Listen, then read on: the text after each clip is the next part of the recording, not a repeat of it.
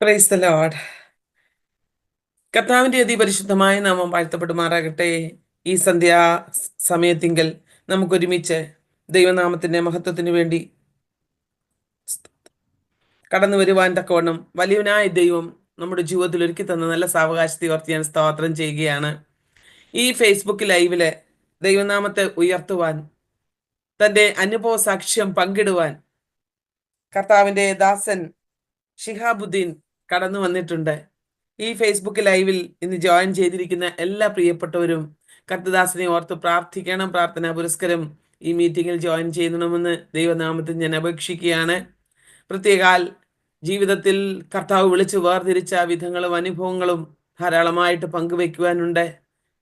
ഈ അനുഭവ സാക്ഷ്യം കേൾക്കുന്ന പ്രിയപ്പെട്ടവർ ജീവിക്കുന്ന കർത്താവിൻ്റെ സാക്ഷികളായി തീരുവാൻ കാരണമാക്കട്ടെ എന്ന് ഞാൻ ആഗ്രഹിക്കുകയും പ്രാർത്ഥിക്കുകയും ചെയ്യുന്നു. നമുക്ക് കർത്തദാസിനെ ക്ഷണിക്കും മുൻപായിട്ട് കർത്തദാസിന് വേണ്ടി ഒരു നിമിഷം പ്രാർത്ഥിക്കാം. ഞങ്ങളുടെ സ്വർഗസ്ഥ നല്ല പിതാവേ, ഈ അനുഗ്രഹീതമായ നിമിഷത്തിനായിട്ട് സ്തോത്രം ചെയ്യുന്നു. കർത്താവിൻ്റെ നാമത്തിന് മഹിമയ്ക്ക് വേണ്ടി കർത്താവെ ഞങ്ങളെ വിളിച്ചു വേർതിരിച്ചു. കാലാകാലങ്ങളിൽ ഞങ്ങളെ വിളിച്ചു വേർതിരിച്ച് അവിടുത്തെ മഹത്വമേറിയ മുന്തിരിത്തോപ്പിൽ അധ്വാനിപ്പാൻ അവിടുന്ന് സഹായിച്ച കൃപകൾക്കായിട്ട് സ്തോത്രം ചെയ്യുന്നു. അങ്ങയുടെ അഭിഷിക്തനെ കർത്തൃകരങ്ങളിൽ വഹിക്കണമേ. ഈ സന്ധ്യാവേളയെങ്കിൽ കർത്താവെ പ്രേക്ഷകരോട് തൻ്റെ അനുഭവം പങ്കുവയ്ക്കുമ്പോൾ ദൈവമായ കർത്താവിൻ്റെ സാന്നിധ്യം കൂടെ ഇരിക്കണമേ. ഞങ്ങളുടെ നെറ്റ് സിസ്റ്റം എല്ലാം ഒരു തടസ്സവും കൂടാതായിരിക്കാൻ ഇടയാക്കണമേ. നെറ്റിൻ്റെതായ പ്രോബ്ലം അല്പമുണ്ടല്ലോ ദൈവമേ, അതിനൊരു തടസ്സവും ഉണ്ടാകുവാൻ അനുവദിക്കരുതേ. ഈ സാക്ഷ്യം അനേകർക്കൊരാശ്വാസമായി മാറട്ടെ. യേശു ക്രിസ്തുവിൻ നാമത്തിൽ അങ്ങയുടെ ദാസനെ അനുഗ്രഹിച്ചു പ്രാർത്ഥിക്കുക. നന്മകളാൽ നിറയ്ക്കും. പ്രാർത്ഥന കേട്ടതിനായിട്ട് സ്തോത്രം. സകല മാനവും മഹത്വവും അവിടുന്ന് എടുക്കണമേ.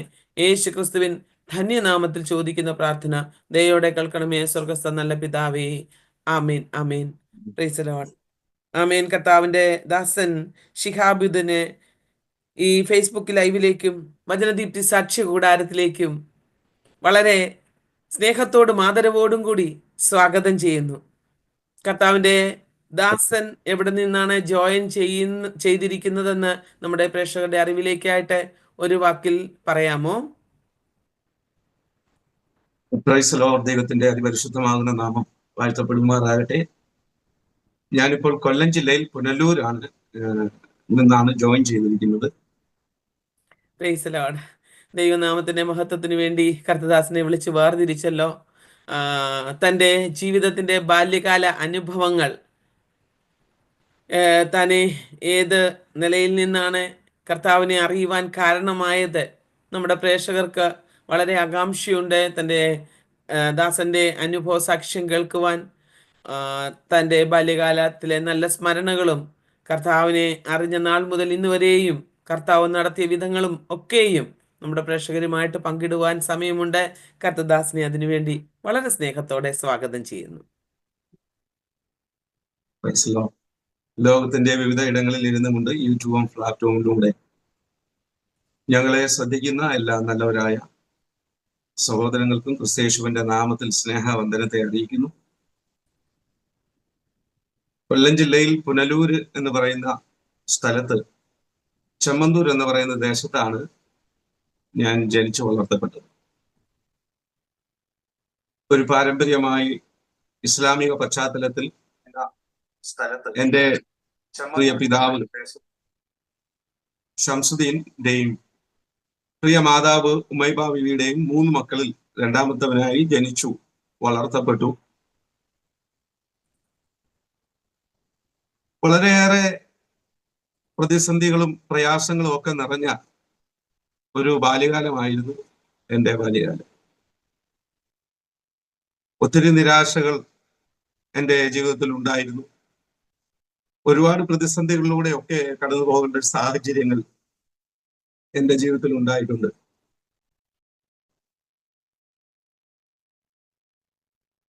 ഒരുപാട് സുഹൃത്തുക്കളൊന്നും എനിക്ക് ആ കാലങ്ങളിൽ ഉണ്ടായിരുന്നില്ല. ചുരുക്കം ചിലരിൽ മാത്രം എൻ്റെ സ്നേഹബന്ധമൊക്കെ ഇങ്ങനെ ഒതുങ്ങി നിന്നിരുന്നു. എല്ലാ കുട്ടികളെയും പോലെ സ്കൂളിൽ പോക്കും പഠനവും അത്യാവശ്യം വീട്ടുകാര്യങ്ങളും ഒക്കെ ശ്രദ്ധിച്ചുകൊണ്ട് അങ്ങനെ ജീവിതത്തിൽ മുന്നോട്ട് വരുവാനിടയായി തീർന്നു. എനിക്ക് 2 സഹോദരിമാരാണുള്ളത്. ഒരാളുടെ പേര്, മൂത്ത ആളുടെ പേര് ഷീജ എന്നാണ്.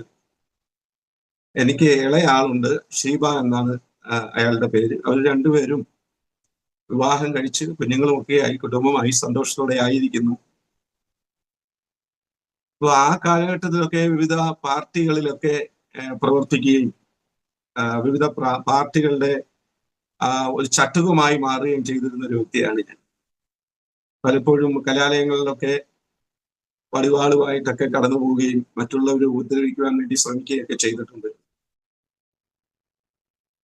രാത്രികാലം ഉറങ്ങണമെങ്കിൽ തലകണയുടെ അടിയിൽ വടിവാളുകൾ കരുതി വെച്ചിട്ട് ഉറങ്ങിക്കൊണ്ടിരുന്ന ഒരു കാലഘട്ടം എനിക്ക് എൻ്റെ ഓർമ്മയിൽ നിന്ന് ഓർത്തെടുക്കാൻ കഴിയും. വീട്ടിനകത്ത് മറ്റുള്ളവർക്ക് സ്വസ്ഥത കൊടുക്കാതെ,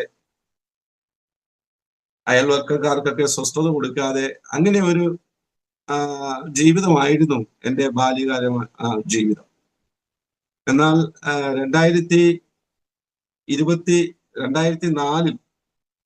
2004 എൻ്റെ അയൽവാസിയായിരിക്കുന്ന, എൻ്റെ ബാല്യകാല സുഹൃത്തായിരിക്കുന്ന ഒരു പ്രിയപ്പെട്ടവൻ ശാരീരികമായിട്ട് ചില ബുദ്ധിമുട്ടുകളാൽ ഭാരപ്പെട്ടപ്പോൾ ലോകവൈദ്യന്മാരാൽ ആ പ്രിയപ്പെട്ടവന്റെ രോഗത്തിന് ട്രീറ്റ്മെന്റ് ചെയ്ത് ആ രോഗത്തിൽ നിന്ന് വിടുവിക്കാൻ കഴിയാതെ വന്നപ്പോ പ്രിയപ്പെട്ടവന്റെ ഉള്ളിൽ തോന്നിയ ഒരു ആഗ്രഹമാണ്, ഒരു വിശ്വാസമാണ് എന്നെയും ഈ ക്രിസ്തീയ വിശ്വാസത്തിലേക്ക് നടത്തുവാൻ ഇടയായി തീർന്നു. എന്റെ വീട്ടിൽ നിന്ന് ഏകദേശം 8 കിലോമീറ്ററിന് അപ്പുറത്തായിട്ട് കരവാളൂർ എന്ന് പറയുന്ന ഒരു സ്ഥലത്ത് ഒരു തോട്ടത്തിനകത്തൊരു ചെറിയ വീട്ടിൽ പെന്തക്കോസ്ത് പ്രാർത്ഥന, ഉപവാസ പ്രാർത്ഥന നടക്കുന്നുണ്ടെന്ന് ആ പ്രിയപ്പെട്ടവൻ എന്നോട് പറയുകയും, മർത്തോമാ വിശ്വാസിയായിരുന്ന ആ പ്രിയപ്പെട്ടവൻ മറ്റാരോടും പറയാതെ എന്നെ കൂടെ ആ പ്രിയപ്പെട്ടവനോടൊപ്പം ഒന്ന് കൂട്ടിനു വേണ്ടി കടന്നു പോകാൻ വേണ്ടി വിളിച്ചുകൊണ്ട് പോയതുമാണ് എൻ്റെ ജീവിതത്തിൽ കർത്താവായ യേശു ക്രിസ്തുവിനെ ആരാധിക്കുവാൻ, ആ ദൈവസ്നേഹം അനുഭവിക്കുവാൻ അവസരമായി തീർന്നു. അതുവരെ ജീവിതത്തിന്റെ പ്രതിസന്ധി ഘട്ടങ്ങളിൽ, നിരാശയുടെ ആ കാലഘട്ടത്തിൽ സന്തോഷം എന്തെന്ന് അനുഭവിക്കാൻ കഴിഞ്ഞിട്ടില്ല. ചെറിയ പ്രായത്തിൽ തന്നെ എൻ്റെ കുടുംബത്തിന്റെ ഉത്തരവാദിത്തങ്ങളൊക്കെ ഏറ്റെടുക്കേണ്ടി വന്ന ഒരു വ്യക്തിയാണ് ഞാൻ. ആ കാലഘട്ടത്തിൽ രാത്രി ഉറങ്ങാൻ പോലും പലപ്പോഴും കഴിഞ്ഞിട്ടില്ല. മിക്കവാറും രാത്രികളിൽ കരഞ്ഞുകൊണ്ട് ഉറങ്ങുന്ന ഒരു സാഹചര്യം എൻ്റെ ജീവിതത്തിൽ ഉണ്ടായിട്ടുണ്ട്. അങ്ങനെയൊക്കെ ഇരിക്കുന്ന സമയത്താണ് എനിക്ക് കർത്താവിനെ ആരാധിക്കാൻ കടന്നു പോകാൻ ഉള്ള ഒരു അവസരം ലഭിച്ചത്. ആ നിരാശയുടെ നടുവിലും ആ പ്രതിസന്ധികളുടെ നടുവിലും യേശു എന്ന രക്ഷകന്റെ സാന്നിധ്യത്തിലേക്ക് അടുത്തു ചെന്നപ്പോ വളരെ സന്തോഷവും വളരെ ഉത്സാഹവും എന്നിൽ ഉളവാകുവാൻ ഇടയായി തീർന്നു. ആ ഭവനത്തിൽ ഞാൻ കടന്നു ചെന്നു. എൻ്റെ ഭവനത്തിന്റെ അയൽവാസികളായിരിക്കുന്ന മറ്റു ദൈവദാസന്മാർ, മറ്റു സഹോദരങ്ങൾ ഒക്കെ കർത്താവിനെ പാടി ആരാധിക്കുകയും മഹത്വപ്പെടുത്തുകയും ഒക്കെ ചെയ്തുകൊണ്ടിരുന്ന ആ ഗാനങ്ങൾ പാടി ആ ഭവനത്തിനകത്ത് എനിക്ക് കർത്താവിനെ ആരാധിക്കുവാൻ ദൈവം എന്നെ ഇടയാക്കി. വളരെ സന്തോഷം എൻ്റെ ജീവിതത്തിലേക്ക് കടന്നു വരുവാൻ ഇടയായി തീർന്നു. അവിടെ നിന്ന് ഞാൻ തിരിച്ചെന്റെ ഭവനത്തിലേക്ക് മടങ്ങി വന്നു കഴിഞ്ഞപ്പോൾ വീണ്ടും വളരെ ദുഃഖത്തിലേക്ക് വീണു പോകുവാൻ ഇടയായി തീർന്നു. മൂഷിക സ്ത്രീ പിന്നെയും മൂഷിക സ്ത്രീ ആയി എന്ന് പറയുന്നത് പോലെ വീണ്ടും പഴയകാല പ്രശ്നങ്ങളും ചിന്തകളും ഓർമ്മകളും ഒക്കെ എന്നെ വല്ലാതെ വേട്ടയാടുവാൻ തുടങ്ങി. അപ്പോഴൊക്കെ ഞാൻ ആഗ്രഹിച്ചു, ആ കർത്താവിന്റെ സന്നിധിയിലേക്ക് ചെല്ലണം, ആ കർത്താവിനെ ആരാധിക്കണം. അതിന് ഞാൻ കണ്ടെത്തിയ ഒരു മാർഗം, ആ പ്രാർത്ഥന നടന്ന ഭവനത്തിലെ പ്രിയപ്പെട്ടവരുമായി സംസാരിച്ചിട്ട് അവിടുത്തെ അടുത്ത ദിവസങ്ങളിലുള്ള മീറ്റിങ്ങുകളുടെ ഒക്കെ സമയം ചോദിച്ചറിഞ്ഞ് ആ ഭവനത്തിലേക്ക് മടങ്ങി ചെന്ന് വീണ്ടും കർത്താവിനെ ആരാധിക്കുക എന്നുള്ള ഒരു ആഗ്രഹത്തോടും ഉത്സാഹത്തോടും കൂടി അവിടെ കടന്നു ചെന്ന് കർത്താവിനെ വീണ്ടും ആരാധിക്കുവാൻ തുടങ്ങി. അപ്പോഴൊന്നും ഞാൻ എവിടെ പോകുന്നെന്നോ എവിടെയാണെന്നോ ഒന്നും എൻ്റെ വീട്ടിലുള്ളവർക്കോ എൻ്റെ സഹോദരങ്ങൾക്കോ മറ്റു പ്രിയപ്പെട്ടവർക്കോ സുഹൃത്തുക്കൾക്കോ ആർക്കോ അറിയില്ല. ആരും അറിയാതെയാണ് ഞാൻ ഈ ഭവനത്തിൽ കടന്നു ചെന്ന് ദൈവത്തെ ആരാധിക്കാൻ തുടങ്ങിയത്. അവിടെയുള്ള പ്രിയപ്പെട്ടവർ എനിക്ക് ദൈവത്തിന്റെ വചനം പറഞ്ഞു തരികയും അവരെന്റെ വിഷയങ്ങൾക്ക് വേണ്ടി പ്രാർത്ഥിക്കുകയും അവരോടൊപ്പം കർത്താവിനെ ആരാധിക്കാനുള്ള അവസരങ്ങൾ എനിക്ക് ലഭിക്കുകയും ഒക്കെ ചെയ്തു. അതിനുശേഷം ഞാൻ കൊല്ലത്തുള്ള കാവൽപുര എന്ന് പറയുന്ന സ്ഥലത്ത് എന്നെ ആദ്യം കർത്താവിനെ ആരാധിക്കാൻ വേണ്ടി വിളിച്ചുകൊണ്ടുപോയ പ്രിയപ്പെട്ടവനോടൊപ്പം ഒരു പ്രാവശ്യം കൂടി കാവൽപുര എന്ന് പറയുന്ന സ്ഥലത്ത് ഒരു പ്രാർത്ഥനയിൽ പങ്കെടുക്കുവാനുള്ള അവസരം സ്വർഗത്തിലെ ദൈവം എനിക്ക് ഒരുക്കി നൽകി. അവിടെയും കടന്നു ചെന്ന് കർത്താവിനെ ആരാധിച്ചു. എൻ്റെ പ്രിയ മാതാവിനെ അന്ന് ആ കാലഘട്ടത്തിൽ ഞാൻ എൻ്റെ പ്രിയ മാതാവിനെ അവിടെ കൂട്ടിക്കൊണ്ടുപോകാൻ ഇടയായി തീർന്നു. എൻ്റെ സഹോദരിമാർ വന്നു. അങ്ങനെ അവിടെ വന്ന് എൻ്റെ പ്രിയ മാതാവ് എല്ലാവരും ആരാധിച്ചുകൊണ്ടിരിക്കുമ്പോൾ ആ സ്റ്റേജിനകത്ത് ഒരു ചുമപ്പ് കളറിലുള്ള ഷോൾ ഇങ്ങനെ പറന്നു നിൽക്കുന്നത് എൻ്റെ പ്രിയ മാതാവ് കാണുവാൻ ഇടയായി തീർന്നു. വളരെ സന്തോഷം തോന്നി. എൻ്റെ ഉമ്മ എന്നോട് ആ കാര്യം പറഞ്ഞപ്പോൾ എൻ്റെ ഉമ്മയുടെ ഉള്ളിലേക്ക് അങ്ങനെ ഒരു വിശ്വാസം, ക്രിസ്തുവിനുള്ള ആ ഒരു വിശ്വാസം ഉണ്ട് എന്നുള്ള കാര്യം മനസ്സിലായപ്പോൾ എനിക്ക് വളരെയേറെ സന്തോഷം തോന്നി. എന്നാൽ മറ്റുള്ളവരെ ഭയന്ന്, സമൂഹത്തെ ഭയന്നൊക്കെ എൻ്റെ പ്രിയ മാതാവ് ക്രിസ്തുവിൽ ഉറച്ചു നിൽക്കുവാൻ കഴിയാതെ വീണ്ടും പഴയ ഇസ്ലാമിക പശ്ചാത്തലത്തിൽ തന്നെ ഇന്നും ജീവിച്ചുകൊണ്ടിരിക്കുകയാണ്. അതിനുശേഷം 2004 എൻ്റെ വിവാഹം നടക്കുവാനിടയായി തോന്നുന്നു. എൻ്റെ വിവാഹം നടന്നു കഴിഞ്ഞപ്പോൾ ഭാര്യയെയും എൻ്റെ ഭാര്യയുടെയും വീട്ടിലുള്ള പ്രിയപ്പെട്ടവരെയൊക്കെ അവരെ സന്തോഷിപ്പിക്കണം, അവരുടെ മുന്നിൽ നല്ലൊരു വ്യക്തിത്വത്തിന് ഉടമയാണ് ഞാൻ എന്ന് വരുത്തി തീർക്കണം എന്നുള്ള ആ ഒരു ആഗ്രഹം എൻ്റെ ഉള്ളിൽ ഉണ്ടായപ്പോൾ കർത്താവിനെ ആരാധിക്കാൻ കടന്നു പോകാതെ വീണ്ടും ഞാൻ ആ ഇസ്ലാമിക പശ്ചാത്തലത്തിലേക്ക് തന്നെ നമസ്കാരങ്ങളും ഖുർആൻ പാരായണവും ഒക്കെ ആയിട്ട് മടങ്ങി പോകുവാൻ ഇടയായിട്ടുണ്ട്. ഏകദേശം എൻ്റെ വിവാഹം കഴിഞ്ഞിട്ട് ഏകദേശം 1.5 വർഷം കഴിഞ്ഞപ്പോൾ വിദേശത്തേക്ക് കടന്നു പോകാൻ ഒരു അവസരം എനിക്ക് ലഭിച്ചു. അവിടെ ഞാൻ കടന്നു ചെന്നപ്പോൾ എൻ്റെ ഭാര്യയുടെ സഹോദരന്മാരോടൊപ്പം അവരുടെ സ്ഥാപനത്തിൽ ജോലി ചെയ്യുന്നതിന് വേണ്ടിയായിരുന്നു. ഞാൻ അവിടെ കടന്നു ചെന്ന് കഴിഞ്ഞപ്പോൾ അവരോടൊപ്പം ജുമാ നമസ്കാരവും പെരുന്നാൾ നമസ്കാരവും ഒക്കെ നടത്തി, നൊയമ്പുമൊക്കെ എടുത്ത് അങ്ങനെ ആ ഒരു നിലവാരത്തിൽ മുന്നോട്ട് തന്നെ പോകുവാൻ ഇടയായി. ഏകദേശം 6 മാസക്കാലം അങ്ങനെ ഞാൻ ദൈവത്തെ ആരാധിക്കുവാൻ കഴിയാതെ ഇസ്ലാമിക പശ്ചാത്തലത്തിൽ തന്നെ ഞാൻ മുന്നോട്ട് പോകുമ്പോൾ എൻ്റെ ഹൃദയത്തിൽ ഒരു ചിന്തയുണ്ടായി, ഇങ്ങനെ പോയാൽ ശരിയാകുകയില്ല, ഇത് നാശത്തിലോട്ടുള്ള പോക്കാണ്. അതുകൊണ്ട് ദൈവത്തെ ആരാധിക്കണം, ദൈവത്തെ ആരാധിക്കാൻ കടന്നു പോകണം എന്നുള്ള ഒരു ആഗ്രഹം എൻ്റെ ഉള്ളിലുണ്ടായപ്പോൾ ഞാൻ അവിടെ നിന്നുകൊണ്ട് മസ്കറ്റിൽ എൻ്റെ ഭാര്യയുടെ സഹോദരന്മാരോടൊപ്പം നിന്നുകൊണ്ട് എനിക്ക് കർത്താവിനെ ആരാധിക്കാൻ കടന്നു പോകാൻ കഴിയത്തില്ല. അത് മാത്രമല്ല അവിടുത്തെ ഭാഷ എനിക്കറിയത്തില്ല, അവിടെ എങ്ങോട്ട് പോകണമെന്ന് എനിക്കറിയത്തില്ല. അങ്ങനെയൊക്കെയുള്ള വളരെ തടസ്സങ്ങൾ എൻ്റെ മുന്നിൽ ഉണ്ടായിരുന്നു. പക്ഷെ ഞാൻ ആഗ്രഹിച്ചതുപോലെ തന്നെ 6 മാസമായപ്പോൾ നാട്ടിലേക്ക് വരുവാനുള്ള അവസരം എനിക്ക് ലഭിച്ചു. ഞാൻ നാട്ടിൽ വന്നു. അപ്പോൾ നാട്ടിൽ വന്നു കഴിഞ്ഞപ്പോൾ ഗൾഫിലേക്ക് ജോലിക്ക് വേണ്ടി പോയിട്ടും ആ ജോലി ചെയ്യാൻ കഴിയാതെ നാട്ടിലേക്ക് മടങ്ങി വന്നു എന്നുള്ള ഒരു വാർത്ത എല്ലാവരിൽ നിന്നും ഞാനത് കേൾക്കാൻ തുടങ്ങിയപ്പോൾ എൻ്റെ ഉള്ളിൽ തന്നെ ഒരു അപകർഷബോധം ഉണ്ടായി. ഒന്നിനും കൊള്ളരുതാത്തവനായി മറ്റുള്ളവർ നമ്മളെ ചിത്രീകരിക്കുന്നു എന്ന് മനസ്സിലായപ്പോൾ വീണ്ടും മസ്കറ്റിലേക്ക് തന്നെ മറ്റൊരു കമ്പനിയിൽ ഇന്റർവ്യൂ കൊടുത്ത് ഞാൻ തിരിച്ചു വീണ്ടും മസ്കറ്റിലേക്ക് തന്നെ പോകുവാൻ ഇടയായി. മസ്കറ്റിലേക്ക് ഞാൻ കടന്നുപോയി. രണ്ടാമത്തെ ട്രിപ്പ് മസ്കറ്റിലേക്ക് കടന്നുപോയി. ഏകദേശം 11 മാസക്കാലം ഞാൻ ആ കമ്പനിയിൽ പ്ലംബറായിട്ട് വർക്ക് ചെയ്തു.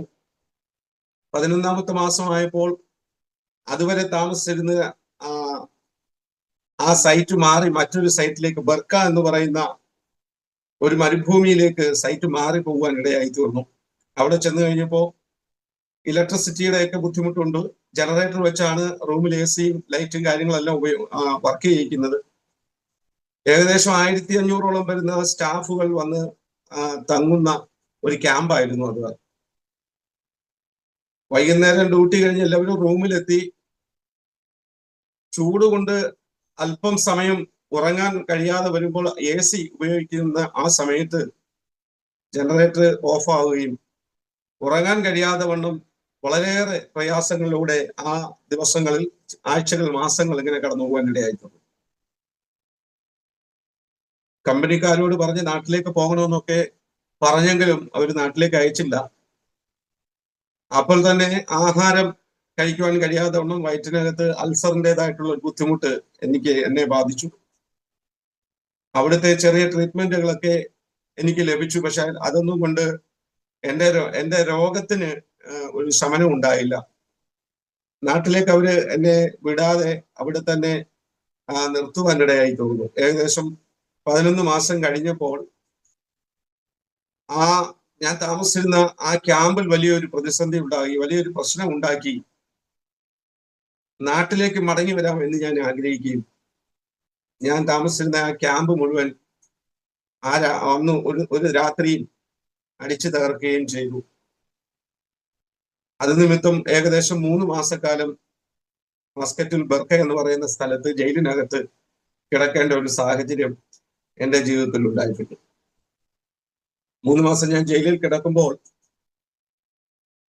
3-ാമത്തെ മാസം എന്നെ കോടതിയിൽ ജഡ്ജിയുടെ മുമ്പിൽ ഹാജരാക്കി.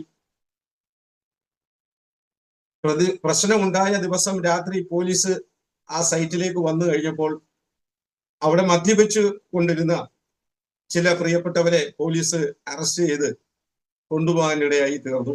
ആരാണ് ഈ പ്രശ്നം ഉണ്ടാക്കിയതെന്ന് അവർക്കറിയത്തില്ല, പോലീസിനും അറിയില്ല.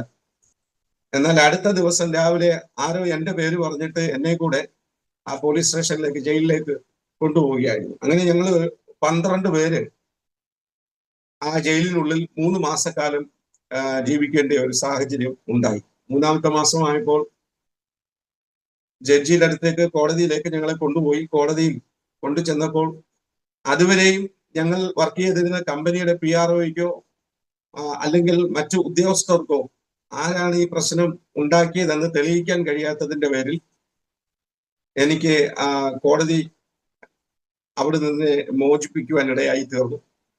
ഞങ്ങൾ 12 പേരെയും അവിടുന്ന് റിലീസ് ചെയ്യുവാനിടയായി തീർന്നു. ശേഷം ഞാൻ വീണ്ടും നാട്ടിലേക്ക് വരുവാൻ ഇടയായി. അപ്പൊ നാട്ടിൽ വന്നപ്പോൾ ചിന്തിച്ചിട്ട് ഇനി വിദേശ രാജ്യത്തേക്ക് പോവുകയില്ല, ഇനി ഇവിടെ തന്നെ ജീവിക്കാം എന്നൊക്കെ ആഗ്രഹിച്ചിട്ട് ഞാൻ നാട്ടില് ഒരു ഓട്ടോറിക്ഷ തൊഴിലാളിയായിട്ടും ഇലക്ട്രിക്കൽ പ്ലംബിങ്ങിന്റെ ഒക്കെ വർക്കുകൾ അത്യാവശ്യം ചെയ്തും മുന്നോട്ട് കാര്യങ്ങൾ കൊണ്ടുപോയി. ഏകദേശം 2 വർഷക്കാലം അങ്ങനെ ഞാൻ പുനലൂർ മാർക്കറ്റ് ജംഗ്ഷനിൽ ഓട്ടോറിക്ഷ ഓടിക്കുകയും ഇലക്ട്രിക്കലിന്റെയും പ്ലംബിങ്ങിന്റെയും ഒക്കെ വർക്കുകൾ ചെയ്തും ഒക്കെ 2 വർഷക്കാലം മുന്നോട്ട് പോയി. ആ സമയത്ത് എൻ്റെ ഹൃദയത്തിൽ വലിയൊരു ആഗ്രഹം ഉണ്ടായി. എല്ലാ മുസൽമാന്റെയും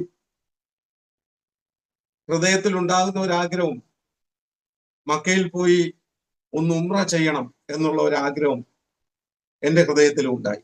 ഒരു കുഞ്ഞ് ജനിച്ചു വളർന്നാൽ ആ കുഞ്ഞ് വളർന്നു വരുമ്പോൾ അതിന് ഓർമ്മ ഉണ്ടാകുന്ന കാലം മുതൽ ആ കുഞ്ഞിനോട് പറഞ്ഞു കേൾപ്പിക്കുന്ന ഒരു കാര്യമാണ്, കഴിയുമെങ്കിൽ, സമ്പത്തുണ്ടെങ്കിൽ, അല്ലെങ്കിൽ ദൈവം അനുവദിക്കുന്നുവെങ്കിൽ മക്കയിൽ പോയി അല്ലെങ്കിൽ മദീനയിൽ പോയി ഒരു 2 റക്അത്ത് നമസ്കാരം ആ ഭൂമിയിൽ നെറ്റി ചേർത്ത് വെച്ച് ദൈവത്തിനെ സ്തുതിക്കണം എന്ന് പറഞ്ഞു കേട്ടിട്ടുണ്ട്.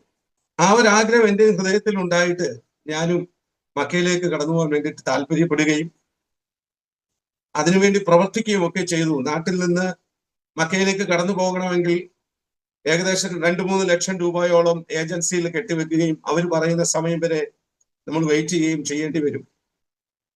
അതുകൊണ്ട് അത്രത്തോളം സമയം കാത്തിരിക്കാനോ അത്രത്തോളം അവർ ചോദിക്കുന്ന പൈസ അവിടെ കെട്ടിവെക്കാനോ കഴിയാത്തത് കൊണ്ട് സൗദി അറേബ്യയിൽ തായിഫിൽ വർക്ക് ചെയ്തിരുന്ന എൻ്റെ പ്രിയ പിതാവിന്റെ അനുജൻ,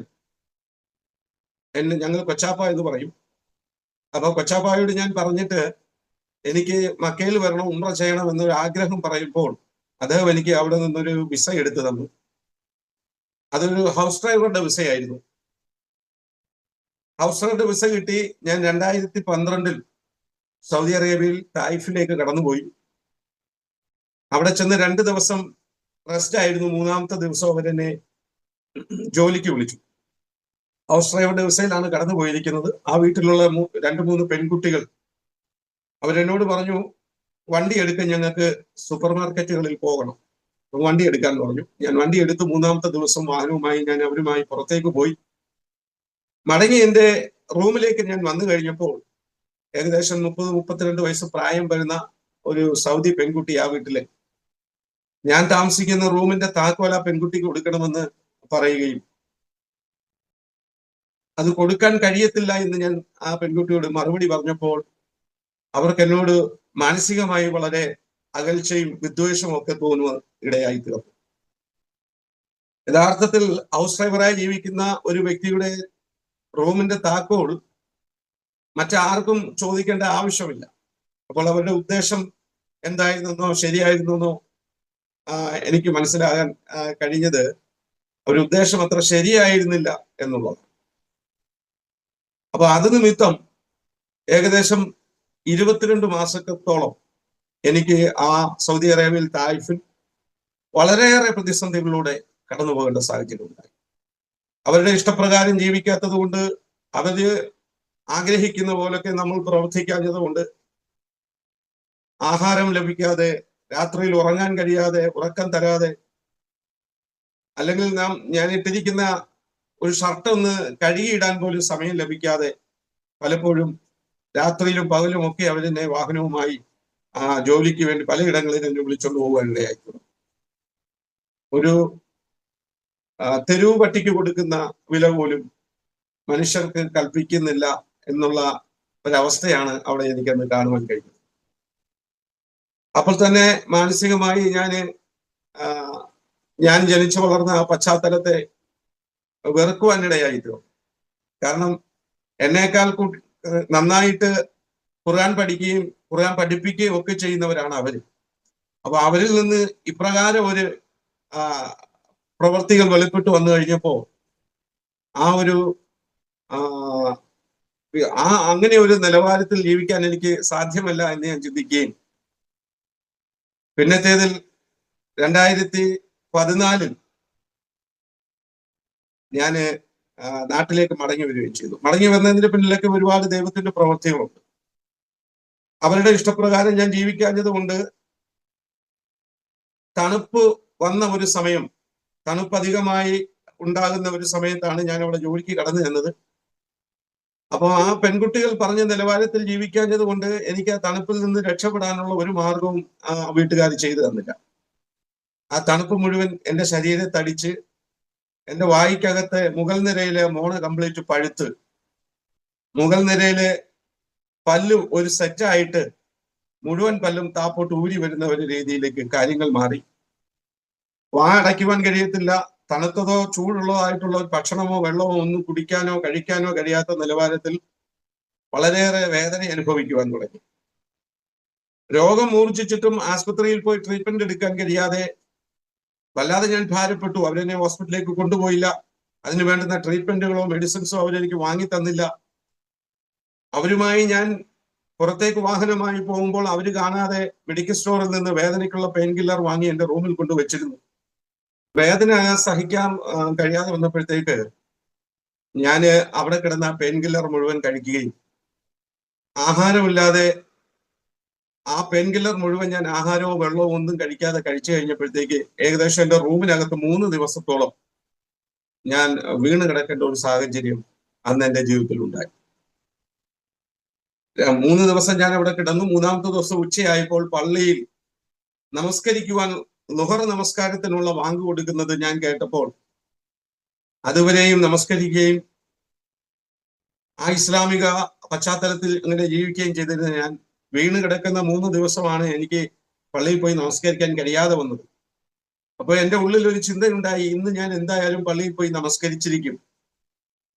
3-ാമത്തെ ദിവസമായപ്പോൾ ഉച്ച സമയം ഞാൻ എഴുന്നേൽക്കുമ്പോൾ എൻ്റെ ശരീരം ഷിവർ ചെയ്യാൻ തുടങ്ങി. നടക്കുവാൻ കഴിയത്തില്ല. എഴുന്നേറ്റ് നിന്നപ്പോൾ തല കറങ്ങാൻ തുടങ്ങി. വൊമിറ്റ് ചെയ്തു. എന്നിട്ടും ഞാൻ പള്ളിയിലേക്ക് ഇറങ്ങി വേച്ച് പള്ളിയിലേക്ക് ഇറങ്ങി പോകുമ്പോൾ എന്റെ ഹൃദയത്തിൽ ഒരു ചോദ്യം ഉണ്ടായി. ആ ചോദ്യം എങ്ങനെയാണ്, ഇത്രയും നീ ആരാധിച്ചിട്ടും വിളിച്ചിട്ടും ഈ ദൈവം നിനക്ക് മറുപടി തരുന്നില്ലെങ്കിൽ പിന്നെയും എന്തിനാ ഇതിനെ ആരാധിക്കാൻ കടന്നു പോകുന്നത് എന്നൊരു ചോദ്യം, ഒരു ചിന്ത എന്റെ ഹൃദയത്തിലുണ്ടായി. പക്ഷെ ഞാൻ ഇന്ന് നമസ്കരിച്ചിരിക്കും എന്നെന്റെ ഹൃദയത്തിലെ ഒരു ദൃഢപ്രതിജ്ഞയോടുകൂടിയാണ് പള്ളിയിലേക്ക് നടന്നു പോകുന്നത്. ആ ഒരു ചിന്ത എന്റെ ഹൃദയത്തിൽ ഉണ്ടായിട്ടും ഞാൻ അതിനെ പിന്നിലേക്ക് കളഞ്ഞിട്ട് നേരെ പള്ളിയിൽ കയറി ചെന്നു. ആ പള്ളിയിൽ കയറി ചെന്നപ്പോൾ അവിടെ മുഴുവൻ സെൻട്രലൈസ്ഡ് AC ആണ്. നല്ല തണുപ്പ് നിൽക്കുന്ന സമയമാണ്. എനിക്ക് ഈ തണുപ്പ് എന്റെ ശരീരത്തിൽ വഹിക്കാൻ കഴിഞ്ഞില്ല. വല്ലാതെ പ്രയാസം എനിക്ക് ഉണ്ടാകാൻ തുടങ്ങി. ഞാൻ വേഗത്തിൽ നമസ്കാരം പൂർത്തീകരിച്ച് പള്ളിയിൽ നിന്ന് പുറത്തേക്ക് ഇറങ്ങി എന്റെ റൂമിലേക്ക് മടങ്ങി വരുമ്പോൾ ഞാൻ എന്റെ റൂമിന്റെ ഡോർ തുറക്കുന്ന സമയം എന്റെ പിന്നിൽ നിന്നൊരു ശബ്ദം ഞാൻ കേട്ടു. ആ ശബ്ദം എങ്ങനെയായിരുന്നു, നിന്നെ ഇവിടെ നിന്ന് വിടുവിപ്പാൻ കഴിയുന്ന ഒരു ദൈവമുണ്ടെങ്കിൽ അത് നസ്രയത്തുകാരനായ യേശു ക്രിസ്തു മാത്രമാണ്. വിശ്വസിച്ചാൽ നീ ദൈവത്തിന്റെ മഹത്വം കാണും എന്ന ഒരു ശബ്ദം എന്റെ പുറകിൽ നിന്ന് ഞാൻ കേൾക്കുവാൻ ഇടയായി തീർന്നു. എന്റെ കാതുകളിൽ കേട്ടു. വേഗത്തിൽ ഞാൻ തിരിഞ്ഞു നോക്കി, ആരാണ് എന്റെ കൂടെ ഉള്ളത്. ഞാൻ തിരിഞ്ഞു നോക്കിയപ്പോൾ ഒരു മനുഷ്യനെയും അവിടെ കാണാൻ എനിക്ക് കഴിഞ്ഞില്ല. ഞാൻ എന്റെ റൂമിന്റെ മുമ്പിൽ ഞാൻ മാത്രമേ നിൽക്കുള്ളൂ. പക്ഷെ എന്റെ കാതിനകത്തിരുന്ന് ആരോ സംസാരിക്കുന്നതായിട്ടാ ഞാൻ കേട്ടത്. എനിക്ക് മനസ്സിലായി, പണ്ട് ഞാൻ ആരാധിക്കാൻ കടന്നുപോയിരുന്ന ആ യേശു എന്ന ദൈവമാണ് എന്നോട് സംസാരിച്ചിരിക്കുന്നത്. എനിക്ക് വ്യക്തമായി മനസ്സിലായപ്പോൾ ഞാൻ ആ ശബ്ദത്തിന് മുമ്പിൽ എന്നെ സറണ്ടർ ചെയ്യുവാൻ ഇടയായി തോന്നി. ആ ശബ്ദം എന്റെ കാതിൽ കേട്ടപ്പോൾ ഞാൻ എന്റെ ഭാര്യയോട് ചോദിക്കട്ടെ, എന്റെ മാതാപിതാക്കളോടോ എന്റെ സഹോദരങ്ങളോടോ മറ്റുള്ളവരോടോ ഞാൻ ആലോചിച്ചിട്ട് പറയാം എന്നൊന്നും ഒരു മറുപടി പറഞ്ഞില്ല. മറിച്ച് ആ ശബ്ദം കേട്ട സമയം തന്നെ ഞാൻ കർത്താവായ യേശു ക്രിസ്തുവിനെ എന്റെ ഹൃദയം കൊണ്ട് സ്വീകരിപ്പാൻ ഇടയായി തീർന്നു.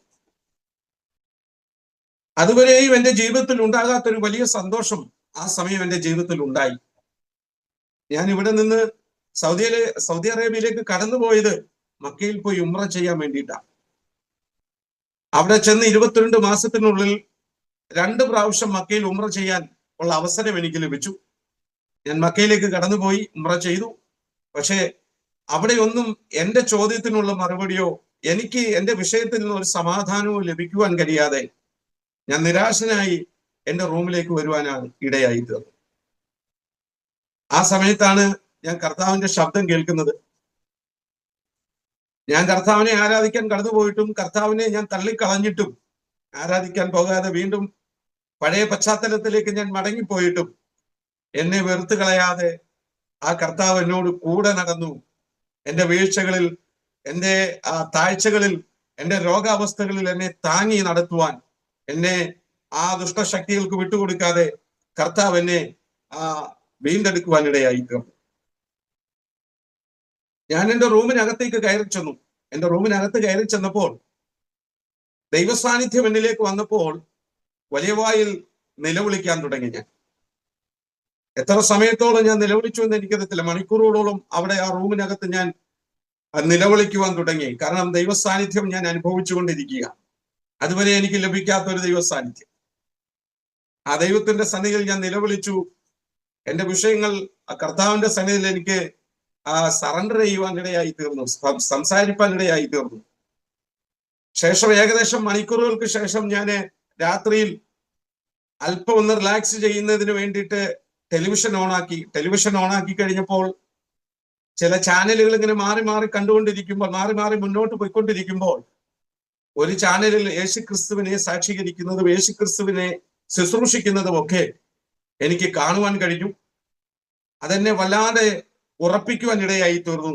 ആ രാത്രികാലം മുഴുവൻ ആ ടെലിവിഷൻ ഓഫ് ചെയ്യാതെ അതിന്റെ മുമ്പിലിരുന്ന് കർത്താവിനെ കുറിച്ചുള്ള സാക്ഷ്യങ്ങളും മറ്റുള്ളവർ പറയുന്ന സാക്ഷ്യങ്ങളും കർത്താവിനെ വചനം ശുശ്രൂഷിക്കുന്നതും ഒക്കെ കേൾക്കുവാനും കർത്താവിന് മഹത്വം കൊടുക്കുവാനും ഒക്കെ എനിക്ക് ദൈവം എന്നെ സഹായിപ്പാൻ ഇടയായി തീർന്നു.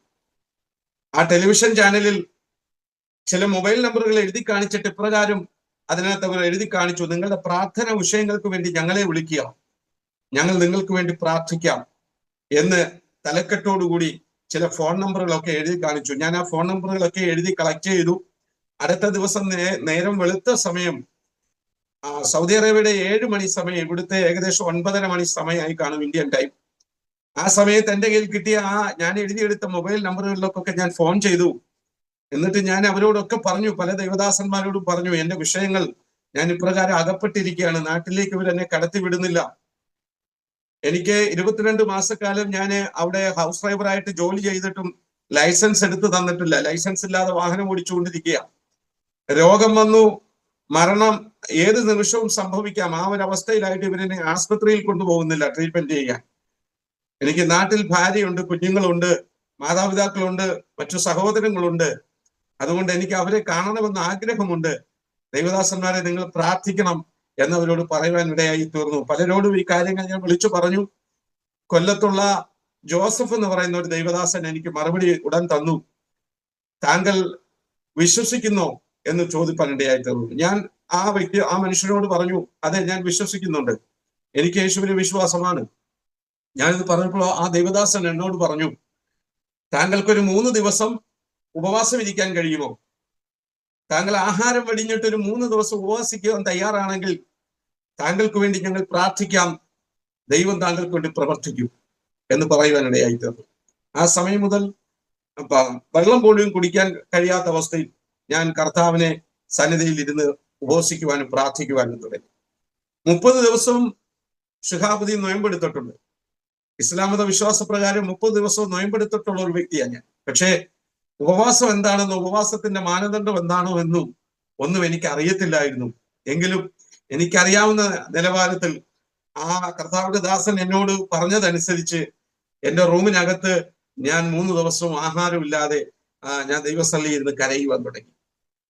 എന്നെ കേൾക്കുന്ന പ്രിയമുള്ളവരോട് ഞാൻ പറയട്ടെ, ആദ്യത്തെ ദിവസം കഴിഞ്ഞു. 2-ാമത്തെ ദിവസം ഉച്ച സമയമായപ്പോൾ എന്റെ റൂമിനകത്ത് ഞാൻ മുഴങ്കാലിൽ ഇരുന്ന് കരയുമ്പോൾ, ഞാൻ കണ്ണുകൾ അടച്ചിരിക്കുമ്പോൾ ഞാൻ കാണുന്നത് ഒരു വലിയ വെള്ള സ്ക്രീന്.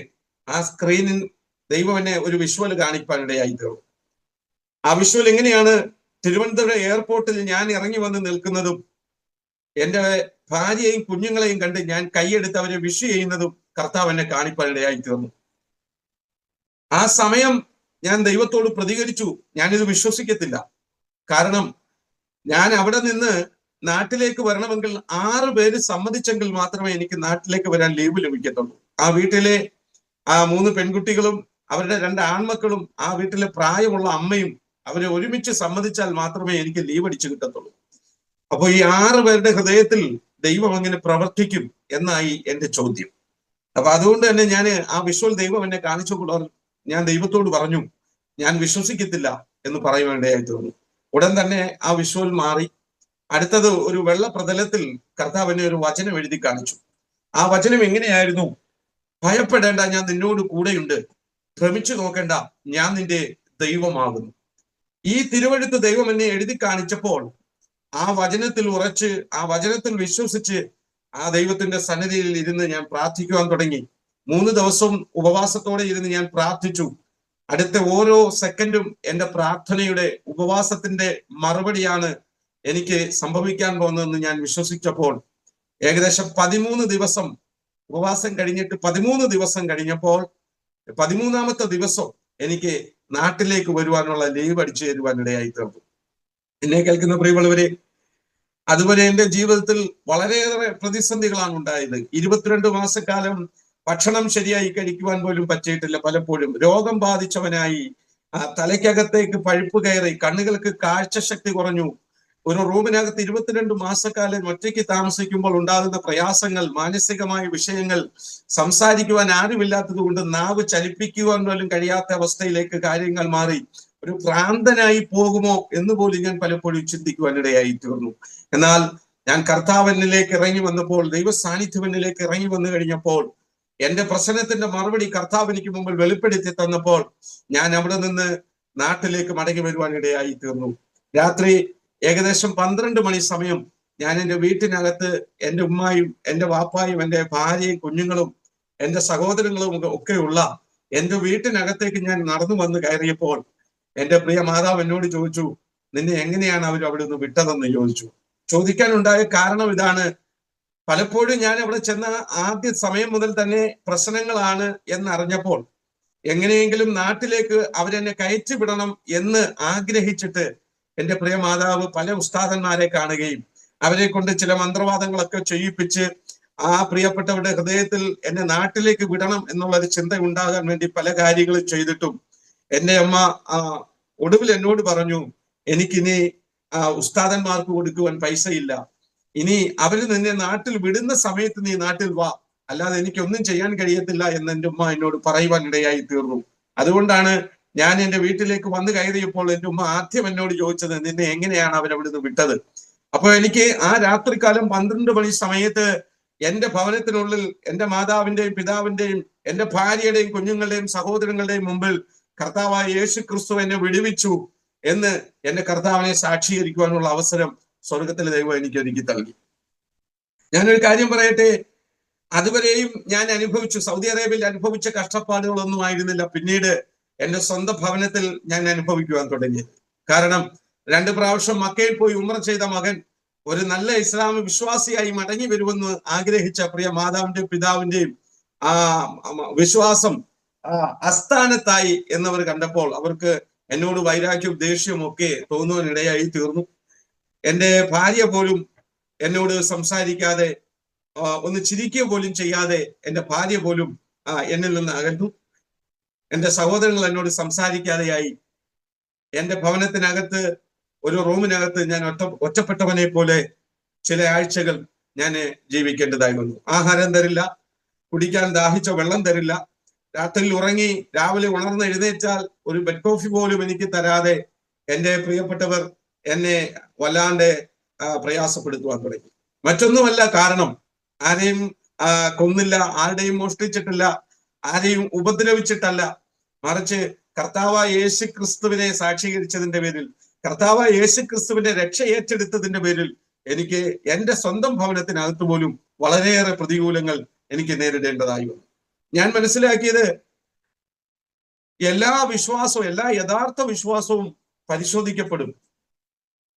ഞാൻ എപ്പോഴും പലയിടങ്ങളിലും ദൈവവചന ശുശ്രൂഷകൾക്ക് സമയം ലഭിക്കുമ്പോൾ ഞാൻ പറയാറുള്ള ഒരു കാര്യമാണ്, എല്ലാ യഥാർത്ഥ വിശ്വാസവും പരിശോധിക്കപ്പെടും. ഞാനൊരു വിശ്വാസിയാണെന്ന് ഞാൻ പറഞ്ഞാൽ പോരാ, കർത്താവിന് മനസ്സിലാകണം ഇവൻ യഥാർത്ഥമായി ഉറച്ചു നിൽക്കും, ഇവനൊരു വിശ്വാസി തന്നെയാണ് എന്ന് കർത്താവിന് മനസ്സിലാകണമെങ്കിൽ പരിശോധനയിലൂടെ കർത്താവ് നമ്മെ കടത്തിവിടാൻ തുടങ്ങും. നമ്മുടെ വിശ്വാസം യഥാർത്ഥമല്ലെങ്കിൽ, നമുക്ക് ക്രിസ്തുവിലുള്ള വിശ്വാസം ഉറച്ചതല്ല എങ്കിൽ പലപ്പോഴും ആമേൻ ഒരു കൊല്ലന്റെ ആലയിൽ കൊണ്ടുവച്ച മെഴുകുതിരി പോലെ നമ്മുടെ വിശ്വാസം ഉരുകി ഒലിക്കുവാൻ തുടങ്ങും എന്നുള്ളത് എന്റെ ജീവിതം കൊണ്ട് കർത്താവ് മനസ്സിലാക്കി തരുവാനിടയായി തീർന്നു. എന്റെ പ്രിയമുള്ളവരെ, എന്റെ ഭാര്യയും എന്റെ മാതാപിതാക്കളും സഹോദരങ്ങളും പ്രിയപ്പെട്ടവരും ഒക്കെ എന്നെ ഒറ്റപ്പെടുത്തിയപ്പോഴും തള്ളിക്കളഞ്ഞപ്പോഴും, എന്നെ എന്റെ വീട്ടിനകത്ത് പട്ടിണിയിട്ടപ്പോഴും, എന്നോട് ഒരു വാക്ക് പോലും സംസാരിക്കാതെ 22 മാസക്കാലം വിദേശ രാജ്യത്ത് കിടന്ന് കഷ്ടം അനുഭവിച്ചിട്ട് നാട്ടിലേക്ക് മടങ്ങി വന്ന എന്നെ ഒരു പുഞ്ചിരി പോലും എനിക്ക് നൽകാതെ എന്റെ പ്രിയപ്പെട്ടവൾ ഉൾപ്പെടെ എന്നെ തള്ളിക്കളഞ്ഞപ്പോൾ എന്റെ ഹൃദയത്തിൽ യാതൊരു നിരാശയും തോന്നിയില്ല, എന്റെ ഹൃദയത്തിൽ യാതൊരു വേദനയും തോന്നിയില്ല, മറിച്ച് എന്റെ ഹൃദയത്തിൽ സന്തോഷമാണ് ഉണ്ടായത്. കാരണം എനിക്ക് കർത്താവിനോട് ആഴമായി സംസാരിക്കുവാൻ, കർത്താവിനോട് പറ്റിച്ചേർന്നിരിക്കുവാനുള്ള അവസരമാണ് ഇതെന്ന് എനിക്ക് മനസ്സിലായപ്പോൾ ഞാൻ എൻ്റെ റൂമിനകത്ത് നിന്ന് പുറത്തിറങ്ങാതെ കർത്താവിനെ ആരാധിച്ചുകൊണ്ട് പ്രാർത്ഥിച്ചുകൊണ്ട് ആ റൂമിനകത്ത് ഇങ്ങനെ ദിവസങ്ങൾ ചെലവഴിക്കാൻ ഇടയായി തീർന്നു.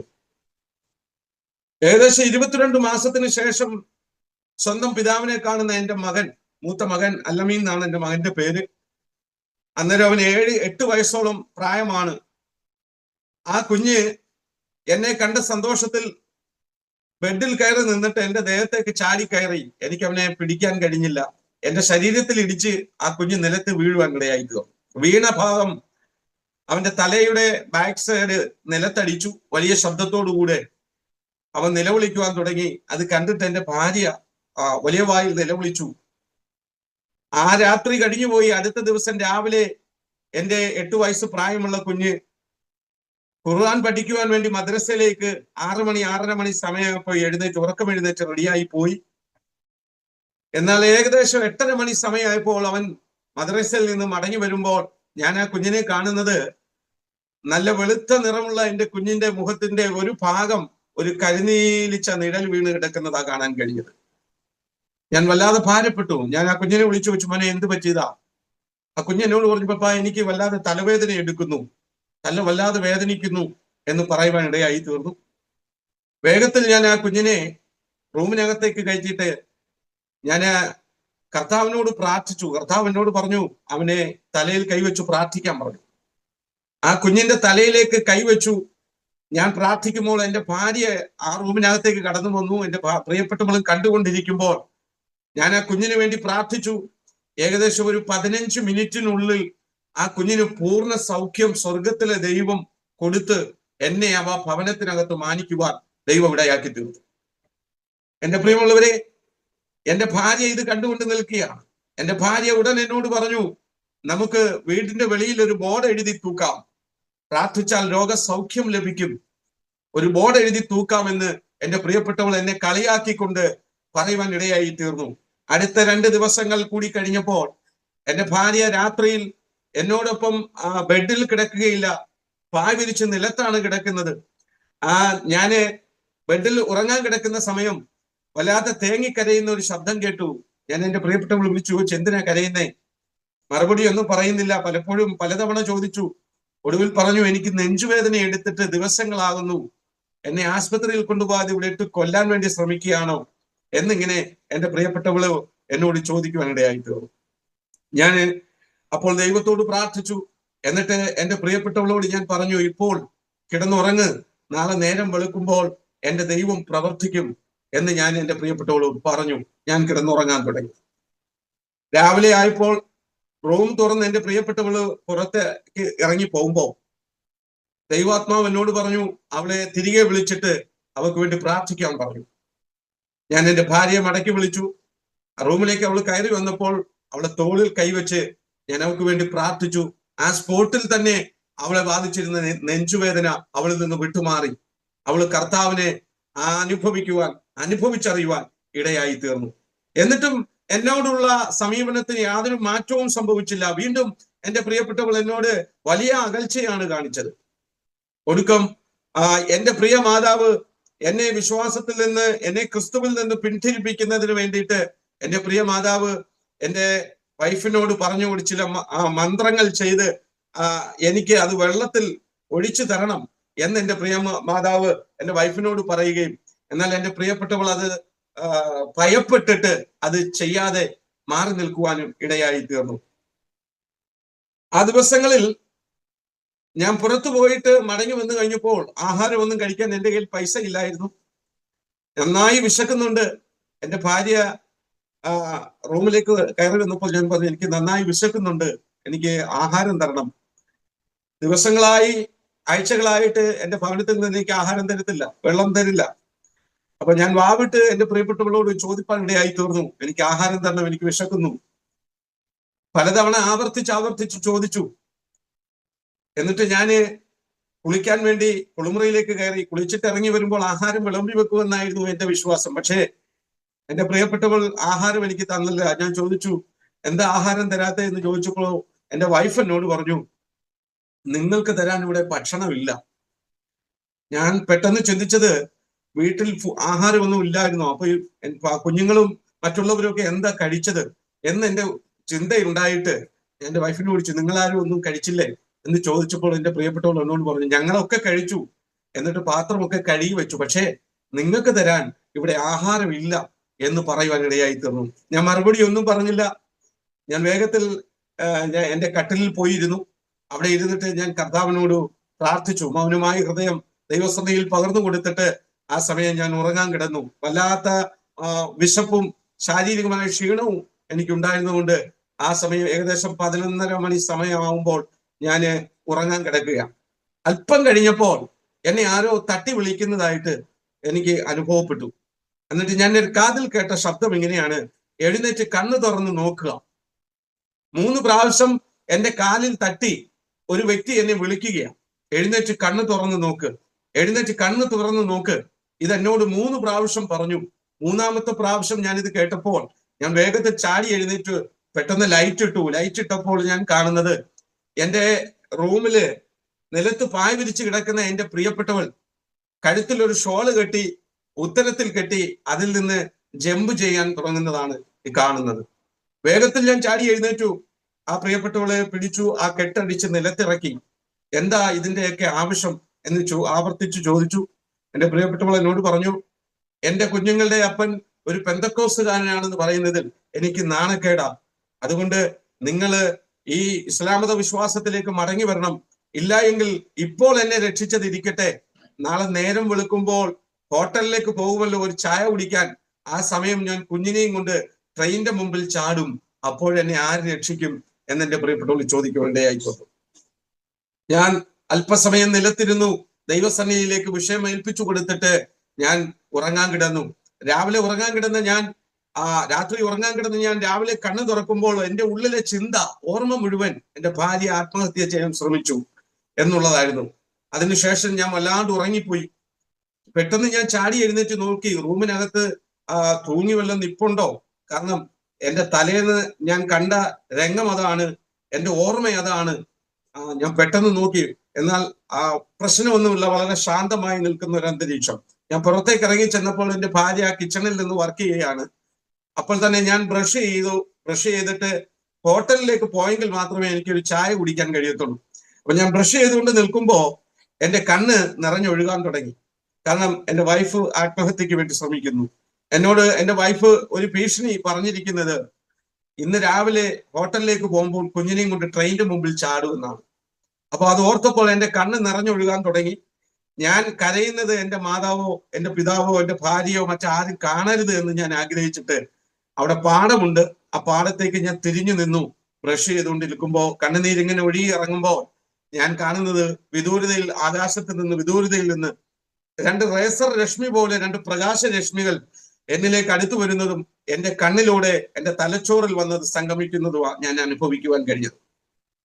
ആ സമയം തന്നെ ഞാൻ എന്റെ കാതിൽ കേട്ടു, 91 സങ്കീർത്തനം പഠിക്കുക. 91 സങ്കീർത്തനം പഠിക്കാൻ ദൈവത്തിന്റെ പരിശുദ്ധാത്മാവ് എന്റെ കാതിൽ സംസാരിച്ചു. പക്ഷേ ആ 91 സങ്കീർത്തനം എന്താണെന്നോ അത് പഠിക്കാൻ ബൈബിളോ എന്റെ കയ്യിലോ എന്റെ ഭവനത്തിലോ ഉണ്ടായിരുന്നില്ല. എനിക്ക് 91 സങ്കീർത്തനം എന്താണെന്ന് അറിയുകയുമില്ലായിരുന്നു. ഞാൻ ദൈവത്തോട് ഇങ്ങനെ ഉടൻ തന്നെ മറുപടി പറഞ്ഞു, ദൈവമേ, എന്നെ വേർതിരിച്ചത് അങ്ങാണ്. എനിക്ക് ഭാര്യയെ നൽകി, കുഞ്ഞുങ്ങളെ നൽകി, കുടുംബം നൽകി, കുടുംബജീവിതം ഒക്കെ നൽകിയത് അവിടുന്നാണ്. അങ്ങയുടെ കരങ്ങളിലേക്ക് ഞാൻ എൻ്റെ കുടുംബത്തെ സമർപ്പിക്കുന്നു, അവിടുന്ന് സംരക്ഷിക്കണമേ എന്ന് അതിന്റെ ഹൃദയം കൊണ്ട് ഞാൻ പ്രാർത്ഥിച്ചിട്ട് ഞാൻ ഹോട്ടലിലേക്ക് പോകുവാനിടയായിക്കും. 22 മാസം വിദേശത്ത് കിടന്ന് കഷ്ടമനുഭവിച്ച ഞാൻ നാട്ടിൽ മടങ്ങി വന്നിട്ട് ടൗണിലേക്ക് ഇറങ്ങിപ്പോകുന്ന ദിവസമാണത്. ഞാൻ ആഗ്രഹിച്ചു, വീട്ടിലിരുന്നാൽ ഭാര്യയോ മാതാപിതാക്കളോ കുഞ്ഞുങ്ങളോ മറ്റു സഹോദരങ്ങളോ ആരും എന്നോട് സംസാരിക്കുന്നില്ല, സഹകരിക്കുന്നില്ല. അപ്പോൾ വീട്ടിൽ തന്നെ ഇങ്ങനെ കുത്തിയിരിക്കേണ്ട, കൂടെ പഠിച്ച സഹോദരങ്ങളുണ്ട്, പ്രിയപ്പെട്ടവരുണ്ട്, അവരെയൊക്കെ ഒന്ന് കാണാം, അവരോടൊക്കെ ഒന്ന് സംസാരിക്കാമെന്ന് കരുതി ഞാൻ പുനലൂർ മാർക്കറ്റിലേക്ക് തന്നെ പോയി. അവിടെ ചെന്ന് എന്നോടൊപ്പം പഠിച്ച പ്രിയപ്പെട്ടവരെയൊക്കെ ഞാൻ പോയി കാണുകയും ഏകദേശം വൈകുന്നേരം 5 മണി സമയം വരെ അവരോടൊപ്പം സമയം ചെലവഴിക്കുകയും ചെയ്തിട്ട് മടങ്ങി ഞാൻ 5 മണിക്ക് എൻ്റെ വീട്ടിലേക്ക് മടങ്ങി വന്ന് ഞാൻ റോഡിൽ നിന്ന് എൻ്റെ മുറ്റത്തേക്ക് കയറുമ്പോൾ എൻ്റെ ഉമ്മ എന്നോട് പറഞ്ഞു, നാളെ നീ പോകുമ്പോൾ നിന്റെ ഭാര്യയും കുഞ്ഞുങ്ങളെ എവിടാന്ന് വെച്ചാൽ കൊണ്ടുപോയിക്കൊള്ളണം, ആരുടെയും ജീവൻ ഉത്തരവാദിത്വം ഏൽക്കുവാൻ എനിക്ക് കഴിയത്തില്ല എന്ന് എൻ്റെ പ്രിയ മാതാവ് എന്നോട് പറയുവാനിടയായി തോന്നുന്നു. ഞാൻ എൻ്റെ ഉമ്മയോട് ചോദിച്ചു, എന്താ പ്രശ്നം? ആവർത്തിച്ച് ചോദിച്ചപ്പോൾ എൻ്റെ ഉമ്മ എന്നോട് പറഞ്ഞു, ട്രെയിൻ വന്നപ്പോൾ കുഞ്ഞിനെയും എടുത്തുകൊണ്ട് അവള് ട്രെയിൻ പാളത്തിൽ കയറി ഓടി. ഇവിടെ നടക്കുന്നത് എന്താണ്? ഇതിന്റെയൊക്കെ ആവശ്യം എന്താണ്? അതുകൊണ്ട് നീ എവിടെ പോയാലും നിന്റെ ഭാര്യയെ കുഞ്ഞുങ്ങളെ കൊണ്ടുപോകണം. എനിക്ക് ആരുടെയും ജീവൻ ഉത്തരവാദിത്വം പറയാൻ കഴിയത്തില്ല. ഞാൻ ഓർക്കാപ്പുറത്ത് ഒരു അടി തലയ്ക്ക് കിട്ടിയാൽ ഒരു വ്യക്തി എങ്ങനെയായിരിക്കും അതുപോലെ നിശ്ചലനായി ആ മുറ്റത്ത് നിൽക്കുക. ആ മുറ്റത്ത് നിൽക്കുമ്പോൾ രാവിലെ എന്നോട് സംസാരിച്ച ദൈവം ആ വൈകുന്നേര സമയം എൻ്റെ കാതിൽ വീണ്ടും സംസാരിച്ചു, 91 സങ്കീർത്തനം എടുത്ത് പഠിക്കും. എൻ്റെ പ്രിയമുള്ളവരോട് ഞാൻ പറയട്ടെ, എൻ്റെ മാതാവിനോട് എൻ്റെ പ്രിയപ്പെട്ടവളും കേൾക്കെ ഞാൻ അവിടെ നിന്ന് വിളിച്ചു പറഞ്ഞു, ഞാൻ ഇപ്പൊ വരാമെന്ന് പറഞ്ഞിട്ട് ഏകദേശം എൻ്റെ വീട്ടിൽ നിന്ന് ഏകദേശം 7-8 വീട്ടുകൾക്ക് അപ്പുറത്ത് ഒരു വിശ്വാസ കുടുംബം താമസമുണ്ട്. ആ വിശ്വാസ കുടുംബത്തിലേക്ക് ഞാൻ ഓടിച്ചെന്നു. അവിടെ ചെന്നിട്ട് ഞാൻ ആ ആന്റിയോട് പറഞ്ഞു, എനിക്കൊന്ന് പ്രാർത്ഥിക്കണം. അവരെന്നോട് പറഞ്ഞു, വന്നാട്ടെ, ഒരു റൂം തുറന്നു വന്നു കയറി പ്രാർത്ഥിക്കാൻ പറഞ്ഞു. ഞാൻ ആ റൂമിനകത്ത് കയറി കടകടച്ച് അവിടെ ഇരുന്ന് ബൈബിൾ എടുത്ത് 91 സങ്കീർത്തനം എന്താണെന്ന് ഞാൻ വായിച്ചു തുടങ്ങിയപ്പോൾ വളരെ വേദനയോടെ, വളരെ നിരാശയിലൊക്കെയാണ് ഞാൻ അവിടെ ഇരിക്കുന്നത്. ആ 91-ാം സങ്കീർത്തനം ഞാൻ വായിക്കുമ്പോൾ ആ ദൈവം വചനത്തിലൂടെ എന്നോട് സംസാരിക്കുവാൻ തുടങ്ങി. കർത്താവ് പറഞ്ഞു, മോനെ, നീ അത്യുന്നതന്റെ ചിറകിന്റെ നിഴലില്ല, സർവശക്തന്റെ നിഴലിൻ കീഴില്ല. ഒരനർത്ഥവും നിനക്ക് ഭവിക്കത്തില്ല, ഒരു ബാധയും നിന്റെ കൂടാരത്തിൽ അടുക്കുകയില്ല. ഇത് ദൈവം എന്നോട് സംസാരിക്കാൻ തുടങ്ങിയപ്പോൾ ആ ദൈവത്തിന്റെ വചനത്തിന്റെ മുമ്പിൽ ഞാൻ എന്നെ സറണ്ടർ ചെയ്തിട്ട് ഞാൻ എന്റെ ഭവനത്തിലേക്ക് മടങ്ങി വന്നിട്ട് എന്റെ പ്രിയപ്പെട്ടവളെ വിളിച്ചിട്ട് പറഞ്ഞു, കുഞ്ഞിനെ കൂടി കയ്യിലെടുത്തോ, എന്നിട്ട് പുനലൂർ തൂക്കുപാലത്തിന്റെ മുകളിൽ നിന്ന് താഴേക്ക് ചാടിക്കോളാൻ പറഞ്ഞു. ഇത് പറഞ്ഞതിന്റെ കാരണം, കഴിഞ്ഞ ദിവസം രാത്രി എന്റെ പ്രിയപ്പെട്ടവൾ തൂങ്ങി മരിക്കുവാൻ വേണ്ടി ശ്രമിച്ചു, ആത്മഹത്യ ചെയ്യാൻ ശ്രമിച്ചു. അടുത്ത ദിവസം രാവിലെ എന്റെ പ്രിയപ്പെട്ടവള്, എന്റെ ഉമ്മ എന്നോട് പറഞ്ഞു, കുഞ്ഞിനെയും എടുത്തുകൊണ്ട് ട്രെയിൻ വന്നപ്പോൾ ട്രെയിൻ പാളത്തിൽ കയറി ഓടി ആത്മഹത്യ ചെയ്യുവാൻ വേണ്ടി. അപ്പോൾ 2 പ്രാവശ്യം ആത്മഹത്യക്ക് വേണ്ടി അറ്റംപ്റ്റ് നടത്തിയ ഒരു വ്യക്തിയാ എന്റെ മുമ്പിൽ നിൽക്കുന്ന എന്റെ പ്രിയപ്പെട്ടവള്. ആ പ്രിയപ്പെട്ടവളോട് ഞാൻ പറഞ്ഞു, കുഞ്ഞിനെ കൂടി കയ്യിലെടുത്തോ, എന്നിട്ട് പുനലൂർ തൂക്കുപാലത്തിന് മുകളിൽ നിന്ന് താഴോട്ട് ചാടിക്കോളാൻ പറഞ്ഞു. പറഞ്ഞതിന്റെ കാരണം, എന്നെ സ്നേഹിക്കുന്ന, എന്നെ രക്ഷിച്ചെടുത്ത, എനിക്ക് വേണ്ടി കാൽവറിയുടെ കുലക്കളത്തിൽ പരമയാഗമായി മാറിയ ലോകരക്ഷിതാവായിരിക്കുന്ന യേശു ക്രിസ്തു തന്റെ മാറ്റമില്ലാത്ത വചനം എനിക്ക് നൽകി എന്നെ ഉറപ്പിച്ചത് നിമിത്തമാ, ആ ക്രിസ്തുവിലുള്ള വിശ്വാസം നിമിത്തം, ആ വചനം നിമിത്തം ഒരു ബാധയും നിന്റെ കൂടാരത്തിൽ അടുക്കയില്ല എന്ന് കർത്താവിനോട് പറഞ്ഞത് വിശ്വസിച്ചേറ്റെടുത്തുകൊണ്ട് എന്റെ പ്രിയപ്പെട്ടവളോട് ഞാൻ അപ്രകാരം പറയുവാനിടയായി തീർന്നു. ആ നിമിഷം തന്നെ എന്റെ പ്രിയപ്പെട്ടവളിൽ വ്യാപരിച്ചിരുന്ന ആ ആത്മഹത്യയുടെ ദുരാത്മാവ് അവളിൽ നിന്ന് വിട്ടുമാറുവാനിടയായി തീർന്നു. എന്നെ കേൾക്കുന്ന പ്രിയമുള്ളവരെ, ഞാൻ പലപ്പോഴും പറയുവാൻ ആഗ്രഹിക്കുന്നതും പറഞ്ഞിട്ടുള്ളതും, പലപ്പോഴും നാം ദൈവത്തോട് അടുത്ത് ചെല്ലുമ്പോൾ പിശാച് പല തന്ത്രങ്ങളുമായി പലതും നമ്മുടെ മുമ്പിൽ കൊണ്ടുവന്ന് നിർത്തി വിലപേശുവാൻ തുടങ്ങും. അതൊരുപക്ഷെ ഭാര്യയായിരിക്കാം, ഒരുപക്ഷെ കുഞ്ഞുങ്ങളായിരിക്കാം, അല്ലെങ്കിൽ ഭർത്താവായിരിക്കാം, മറ്റു പലരുമായിരിക്കാം. വിട്ടുവന്നാൽ സന്തോഷകരമായ ഒരു ജീവിതം നയിക്കാൻ കഴിയും എന്ന് പിശാച് നമ്മളെ വെല്ലുവിളിച്ച് കർത്താവിൽ നിന്ന് വീഴ്ത്തിക്കളയുവാൻ വേണ്ടി പലപ്പോഴും ശ്രമിക്കുവാനിടയായി തീരും. ഞാൻ പറയട്ടെ, ആ നിമിഷം ഞാനത് പറഞ്ഞു തീർന്നപ്പോൾ പിശാചിന്റെ തലയെ സ്വർഗത്തിലെ ദൈവം തകർക്കുവാനിടയായി തീർന്നു. ആ നിമിഷം എന്റെ പ്രിയപ്പെട്ടവൾ വ്യാപരിച്ചിരുന്ന ആത്മഹത്യയുടെ ആ ഒരു ചിന്ത വിട്ടുമാറി ആ പ്രിയപ്പെട്ടവൾ ഏകദേശം എന്നോട് സഹകരിക്കുവാനും എനിക്ക് ആഹാരം എടുത്തു തരുവാനും ഒക്കെ തുടങ്ങി. ആ നിമിഷം എന്റെ പ്രിയ മാതാവ് ആകപ്പാട് വയലന്റായി ആ വീട്ടിൽ നിന്ന് മാറിക്കൊടുക്കണമെന്നൊക്കെ പറഞ്ഞ് ഞാന് തൊട്ടടുത്തുള്ള മറ്റൊരു ഭവനം വാടകയ്ക്കെടുത്ത് എന്റെ ഭാര്യയും എന്റെ കുഞ്ഞുങ്ങളെയും കൂട്ടി എന്റെ ആ വാടക വീട്ടിലേക്ക് മാറുവാനിടയായി. അവിടെ താമസിക്കുമ്പോഴും ഞാൻ എന്റെ ഭവനത്തിൽ കടന്നു നിന്ന് എന്റെ പ്രിയ പിതാവിനെയും മാതാവിനെയും ഒക്കെ കാണുകയും, എന്നോട് അവര് സംസാരിക്കത്തില്ലെങ്കിലും എനിക്ക് അവരോട് സംസാരിക്കാനുണ്ട്, എനിക്ക് അവർക്ക് ചെയ്യാൻ കഴിയുന്ന എല്ലാം ചെയ്യാനുണ്ട്. അതുകൊണ്ട് ഞാൻ അവരെ അനുദിനവും പോയി കാണുകയും സന്തോഷിക്കുവാനും ഒക്കെ ഇടയായി തീർന്നു.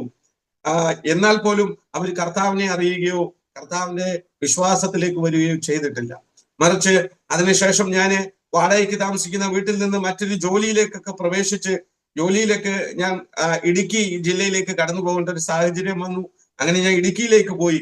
ആ പോകുന്ന സമയത്ത് ഞാൻ എൻ്റെ പ്രിയ പിതാവിനോട് സുവിശേഷം അറിയിക്കുകയും എൻ്റെ പ്രിയ പിതാവ് സുവിശേഷം ഏറ്റെടുക്കാതെ കർത്താവിനെ പോലും അധരം കൊണ്ട് തെറി വിളിക്കുവാനും ഒക്കെ ഇടയായി തീർന്നു.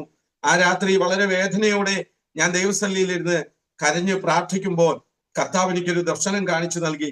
ആ ദർശനം തറയിൽ ഒരു വെള്ള റൗണ്ട് വരച്ചിട്ടിട്ട് ഒരു വ്യക്തി ആ റൗണ്ടിനുള്ളിൽ നിൽക്കുന്നു. ഒരു സ്റ്റെപ്പ് പോലും മുന്നോട്ട് നടക്കാൻ കഴിയാതെ നിൽക്കുന്ന ഒരു വ്യക്തിയെ ദൈവം എനിക്ക് കാണിച്ചു തരുവാനിടയായി തീർന്നു. ഞാൻ അടുത്ത ദിവസം രാവിലെ എൻ്റെ പ്രിയ മാതാവിനോട് വിളിച്ചു പറഞ്ഞു, എന്തോ അനർത്ഥം സംഭവിക്കാൻ പോകുന്നു, ഇങ്ങനെ ഒരു ദർശനം ദൈവം എന്നെ കാണിച്ചു തരുന്നു എന്ന് പറഞ്ഞു. പക്ഷേ അത് വിശ്വസിക്കുവാനോ അത് ഏറ്റെടുക്കുവാനോ എൻ്റെ പ്രിയ മാതാവ് തയ്യാറായില്ല. ഏകദേശം അതിനുശേഷം 2 മാസത്തോളം ആയപ്പോൾ എൻ്റെ പ്രിയ പിതാവ് പാരലൈസ്ഡായി നിലത്ത് വീണു. പാരലൈസ്ഡായി നിലത്ത് വീണ എൻ്റെ പ്രിയ പിതാവിനെ 2 പേര് താങ്ങി എഴുന്നേൽപ്പിച്ചാൽ അല്ലാതെ എഴുന്നേൽക്കാൻ കഴിയത്തില്ല. ഒരു സ്റ്റെപ്പ് പോലും നടക്കാൻ കഴിയാത്ത അവസ്ഥയിൽ എൻ്റെ പ്രിയ പിതാവ് വീഴുവാനിടയായി തീർന്നു. അങ്ങനെ ചില മാസങ്ങൾ മുന്നോട്ട് പോയി. ഞങ്ങളാൽ കഴിയുന്ന ട്രീറ്റ്മെന്റുകളൊക്കെ ഞങ്ങൾ കൊടുത്തു. ഒരു ശരീരത്തിന്റെ ഒരു ഭാഗം നിശ്ചലാവസ്ഥയായി പോയി. ഒന്നും പ്രവർത്തിക്കാൻ കഴിയാത്ത സാഹചര്യത്തിൽ എൻ്റെ പ്രിയ പിതാവായിരിക്കുമ്പോൾ ഒരു റൂമിനകത്ത് കിടക്കുന്ന സമയം തുണി ആവശ്യമെങ്കിൽ, തോർത്തൊക്കെ ആവശ്യമെങ്കിൽ എടുക്കാൻ വേണ്ടിയിട്ട് എൻ്റെ പ്രിയ പിതാവ് കിടക്കുന്നതിന്റെ തൊട്ടു മുകളിൽ ഒരു അയ കെട്ടി അതിൽ തുണി കൊണ്ടുവന്നിട്ടിരുന്നു, തോർത്ത് ബെഡ്ഷീറ്റൊക്കെ ഇട്ടിരുന്നു. എന്നാൽ കൈ കൊണ്ട് അത് പെട്ടെന്ന് എടുക്കാനൊന്നും കഴിയുന്ന ഒരു അവസ്ഥയായിരുന്നില്ല. ആ കഴുകിയിട്ട തോർത്തിൽ നിന്ന് ഒരു രട് നൂല് താഴേക്ക് ഇങ്ങനെ ഊർന്നു വീണ് കിടന്നു. അത് പൊട്ടിച്ചു കളയാൻ എൻ്റെ പ്രിയ പിതാവിന് കൈ സ്വാധീനം ഇല്ലാത്തത് കൊണ്ട്, താൻ പുകവലിക്കുന്ന ഒരു വ്യക്തിയായിരുന്നത് കൊണ്ടും കയ്യിൽ ഉണ്ടായിരുന്ന ലൈറ്റർ എടുത്ത് ആ തോർത്തിന്റെ നൂല് കത്തിച്ചു. ആ നൂല് കത്തി കത്തി തോർത്തിലേക്ക് തീ പിടിച്ചു. തോർത്ത് അയൽ കിടന്ന തുണി മുഴുവൻ കത്തി കട്ടിലിൽ കിടന്ന എൻ്റെ പ്രിയ പിതാവിന്റെ മുകളിലേക്ക് തീ വീഴുവാൻ ഇടയായി തോന്നുന്നു. ആ കട്ടിലിൽ കിടന്ന എൻ്റെ പ്രിയ പിതാവ് കത്തുവാൻ തുടങ്ങി. പുറത്ത് വലിയ ബഹളമൊക്കെ കേട്ടെങ്കിലും സാധാരണ സുഖമില്ലാതെ കിടക്കുന്ന വ്യക്തി ശബ്ദമുണ്ടാക്കും എന്നുള്ളത് മനസ്സിലാക്കി എൻ്റെ അമ്മ പെട്ടെന്ന് പോയി നോക്കാനൊന്നും തയ്യാറായില്ല.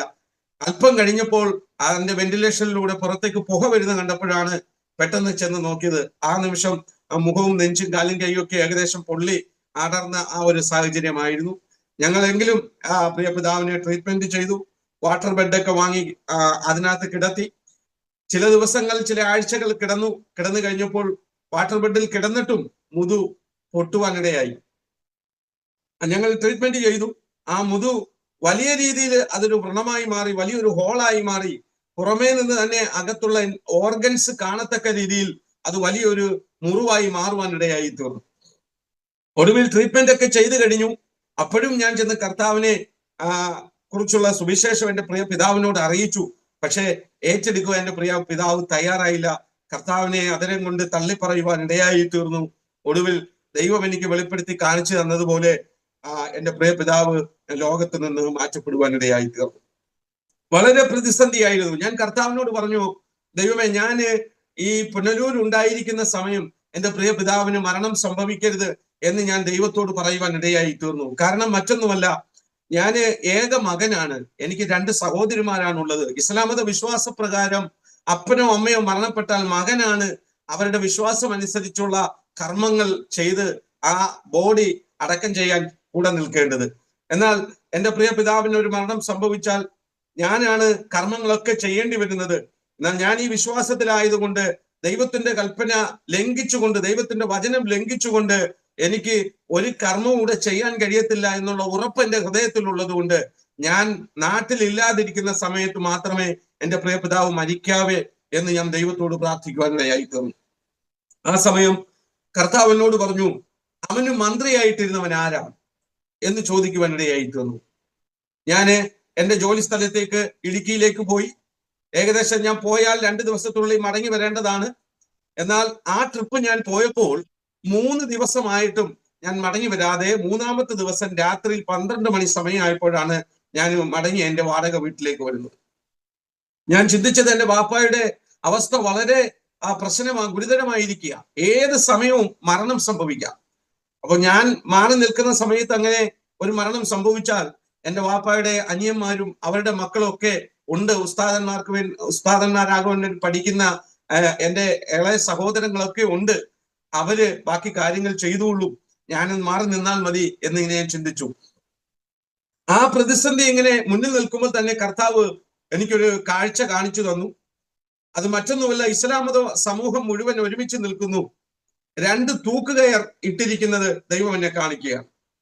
എന്നിട്ട് പേരെഴുതി വെച്ചിട്ട്, പേപ്പറിൽ പേരെഴുതി വെച്ചിട്ട് വായിക്കുകയാണ്. എൻ്റെ പേര് വായിച്ചപ്പോൾ ഞാൻ ആ ജനക്കൂട്ടത്തിനകത്തേക്ക് കയറി ചെല്ലുമ്പോൾ തന്നെ എന്നോടൊപ്പം ഒരു വെള്ള വസ്ത്രധാരിയായ ഒരു വ്യക്തി കൂടി കയറി വരുന്നതായിട്ട് എനിക്ക് ദൈവം കാണിച്ചു തരുവാനിടയായി തീർന്നു. അത് മറ്റാരുമായിരുന്നില്ല, അത് നമ്മൾ വാഴ്ത്തപ്പെട്ടവനായ കർത്താവിന്റെ സാന്നിധ്യമായിരുന്നു എന്ന് ഞാൻ പിന്നീട് മനസ്സിലാക്കുന്നു.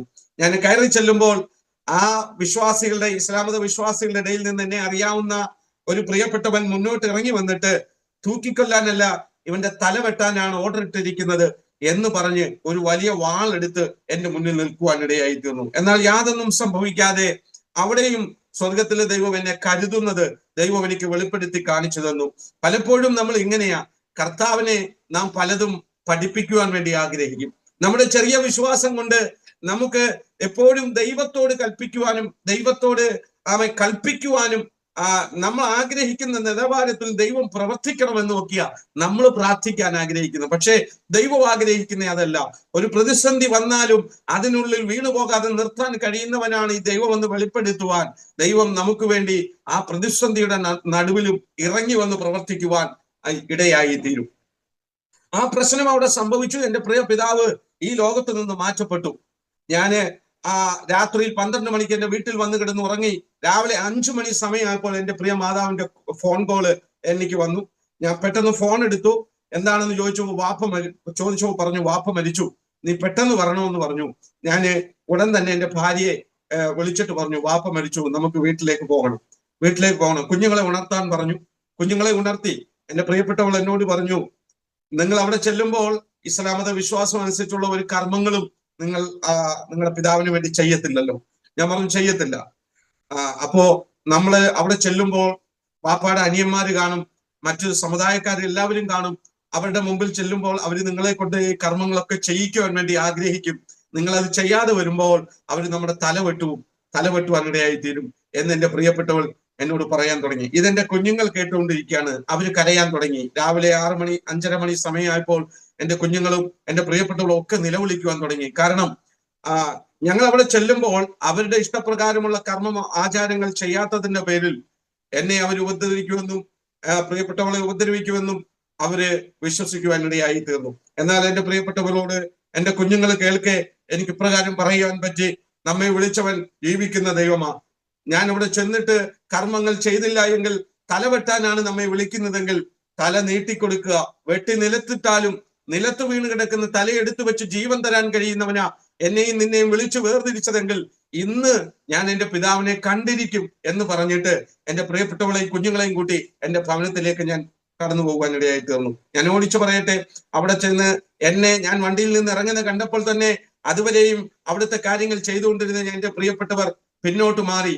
ഇനി കാര്യങ്ങൾ ചെയ്യേണ്ടത് ഞാനാണ്. എല്ലാ കർമ്മങ്ങളും ഞാൻ ചെയ്തെടുക്കണം. അതിനുവേണ്ടി എന്റെ വാപ്പായുടെ സഹോദരന്മാർ എന്നെ വന്ന് വിളിച്ചു. ബോഡി എടുക്കണം, കുളിപ്പിക്കണം. അതെ, ഞാൻ ഈ ഇസ്ലാം മത വിശ്വാസം വിട്ട് ക്രിസ്തീയ വിശ്വാസത്തിലാണെന്ന് അറിയാവുന്ന പ്രിയപ്പെട്ടവര് ആദ്യം എന്നെ കൊണ്ട് വീണ്ടും ഷഹാദത്തി കലിമ ചൊല്ലിച്ച് എന്നെ ഒരു മുസൽമാനാക്കി മാറ്റിയതിനു ശേഷം മാത്രമേ ആ ബോഡിയിൽ തൊടുവാനോ അതിന്റെ കർമ്മങ്ങൾ ചെയ്യുവാനോ തയ്യാറാകത്തുള്ളൂ. അതാണ് അവരുടെ നിയമം. അപ്പോൾ എനിക്കത് കഴിയത്തില്ല. അതുകൊണ്ട് ഒരു കർമ്മങ്ങളും എനിക്ക് ചെയ്യാൻ കഴിയത്തില്ല. വീണ്ടും കർത്താവിനെ ക്രൂശിൽ ആണിയടിക്കാൻ ഞാൻ നിമിത്തം ഏൽപ്പിച്ചു കൊടുക്കത്തില്ല എന്ന് എന്റെ ഹൃദയത്തിൽ വിശ്വാസം വർദ്ധിച്ചു കഴിഞ്ഞപ്പോൾ ഞാൻ ആ കർമ്മമാർഗങ്ങളിൽ ഒന്നും ഏർപ്പെട്ട് കൈ തൊടാതെ ദൈവത്തെ സന്തോഷിപ്പിക്കണം, ദൈവത്തെ തൃപ്തിപ്പെടുത്തണം എന്നുള്ള വിശ്വാസത്തിൽ ഞാൻ അതിൽ നിന്ന് പിന്മാറി നിൽക്കുവാൻ ഇടയായി തീർന്നു.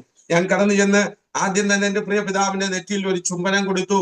ഇതിൽ കൂടുതൽ എനിക്കൊന്നും ചെയ്യാനില്ല എന്ന് പറഞ്ഞിട്ട് ഞാൻ അതിൽ നിന്ന് പിന്മാറി നിൽക്കുവാൻ ഇടയായി തീർന്നു. എന്നാൽ എന്നെ പ്രകോപിതനാക്കി എന്നെ കൊണ്ട് ആ കർമ്മമാർഗങ്ങൾ ചെയ്യിക്കാനൊക്കെ എന്റെ വീട്ടിലുള്ള എന്റെ വാപ്പായുടെ സഹോദരങ്ങളും മറ്റുള്ളവരും എന്റെ ഉമ്മയൊക്കെ ശ്രമിച്ചെങ്കിലും അതിൽ നിന്ന് കർത്താവ് എനിക്ക് മുന്നമേ കൂട്ടി വെളിപ്പെടുത്തി തന്നതുപോലെ എന്നെ അവിടെ നിന്ന് ദൈവം മറ്റൊരിടത്തേക്ക് മാറ്റി എന്നെ കരുതുവാനിടയായി തീർന്നു. അപ്പോഴും തീർന്നില്ല, മറിച്ച് എന്റെ പ്രിയ പിതാവിന്റെ ബോഡി ആ ശവമഞ്ചത്തിൽ എടുത്തു വെച്ച് പള്ളിയിലേക്ക് അടക്കം ചെയ്യുവാൻ വേണ്ടി കൊണ്ടുപോയി. അപ്പോൾ പള്ളിയിൽ അടക്കം ചെയ്യാൻ ആദ്യം നിൽക്കേണ്ടത് മകനാണ്.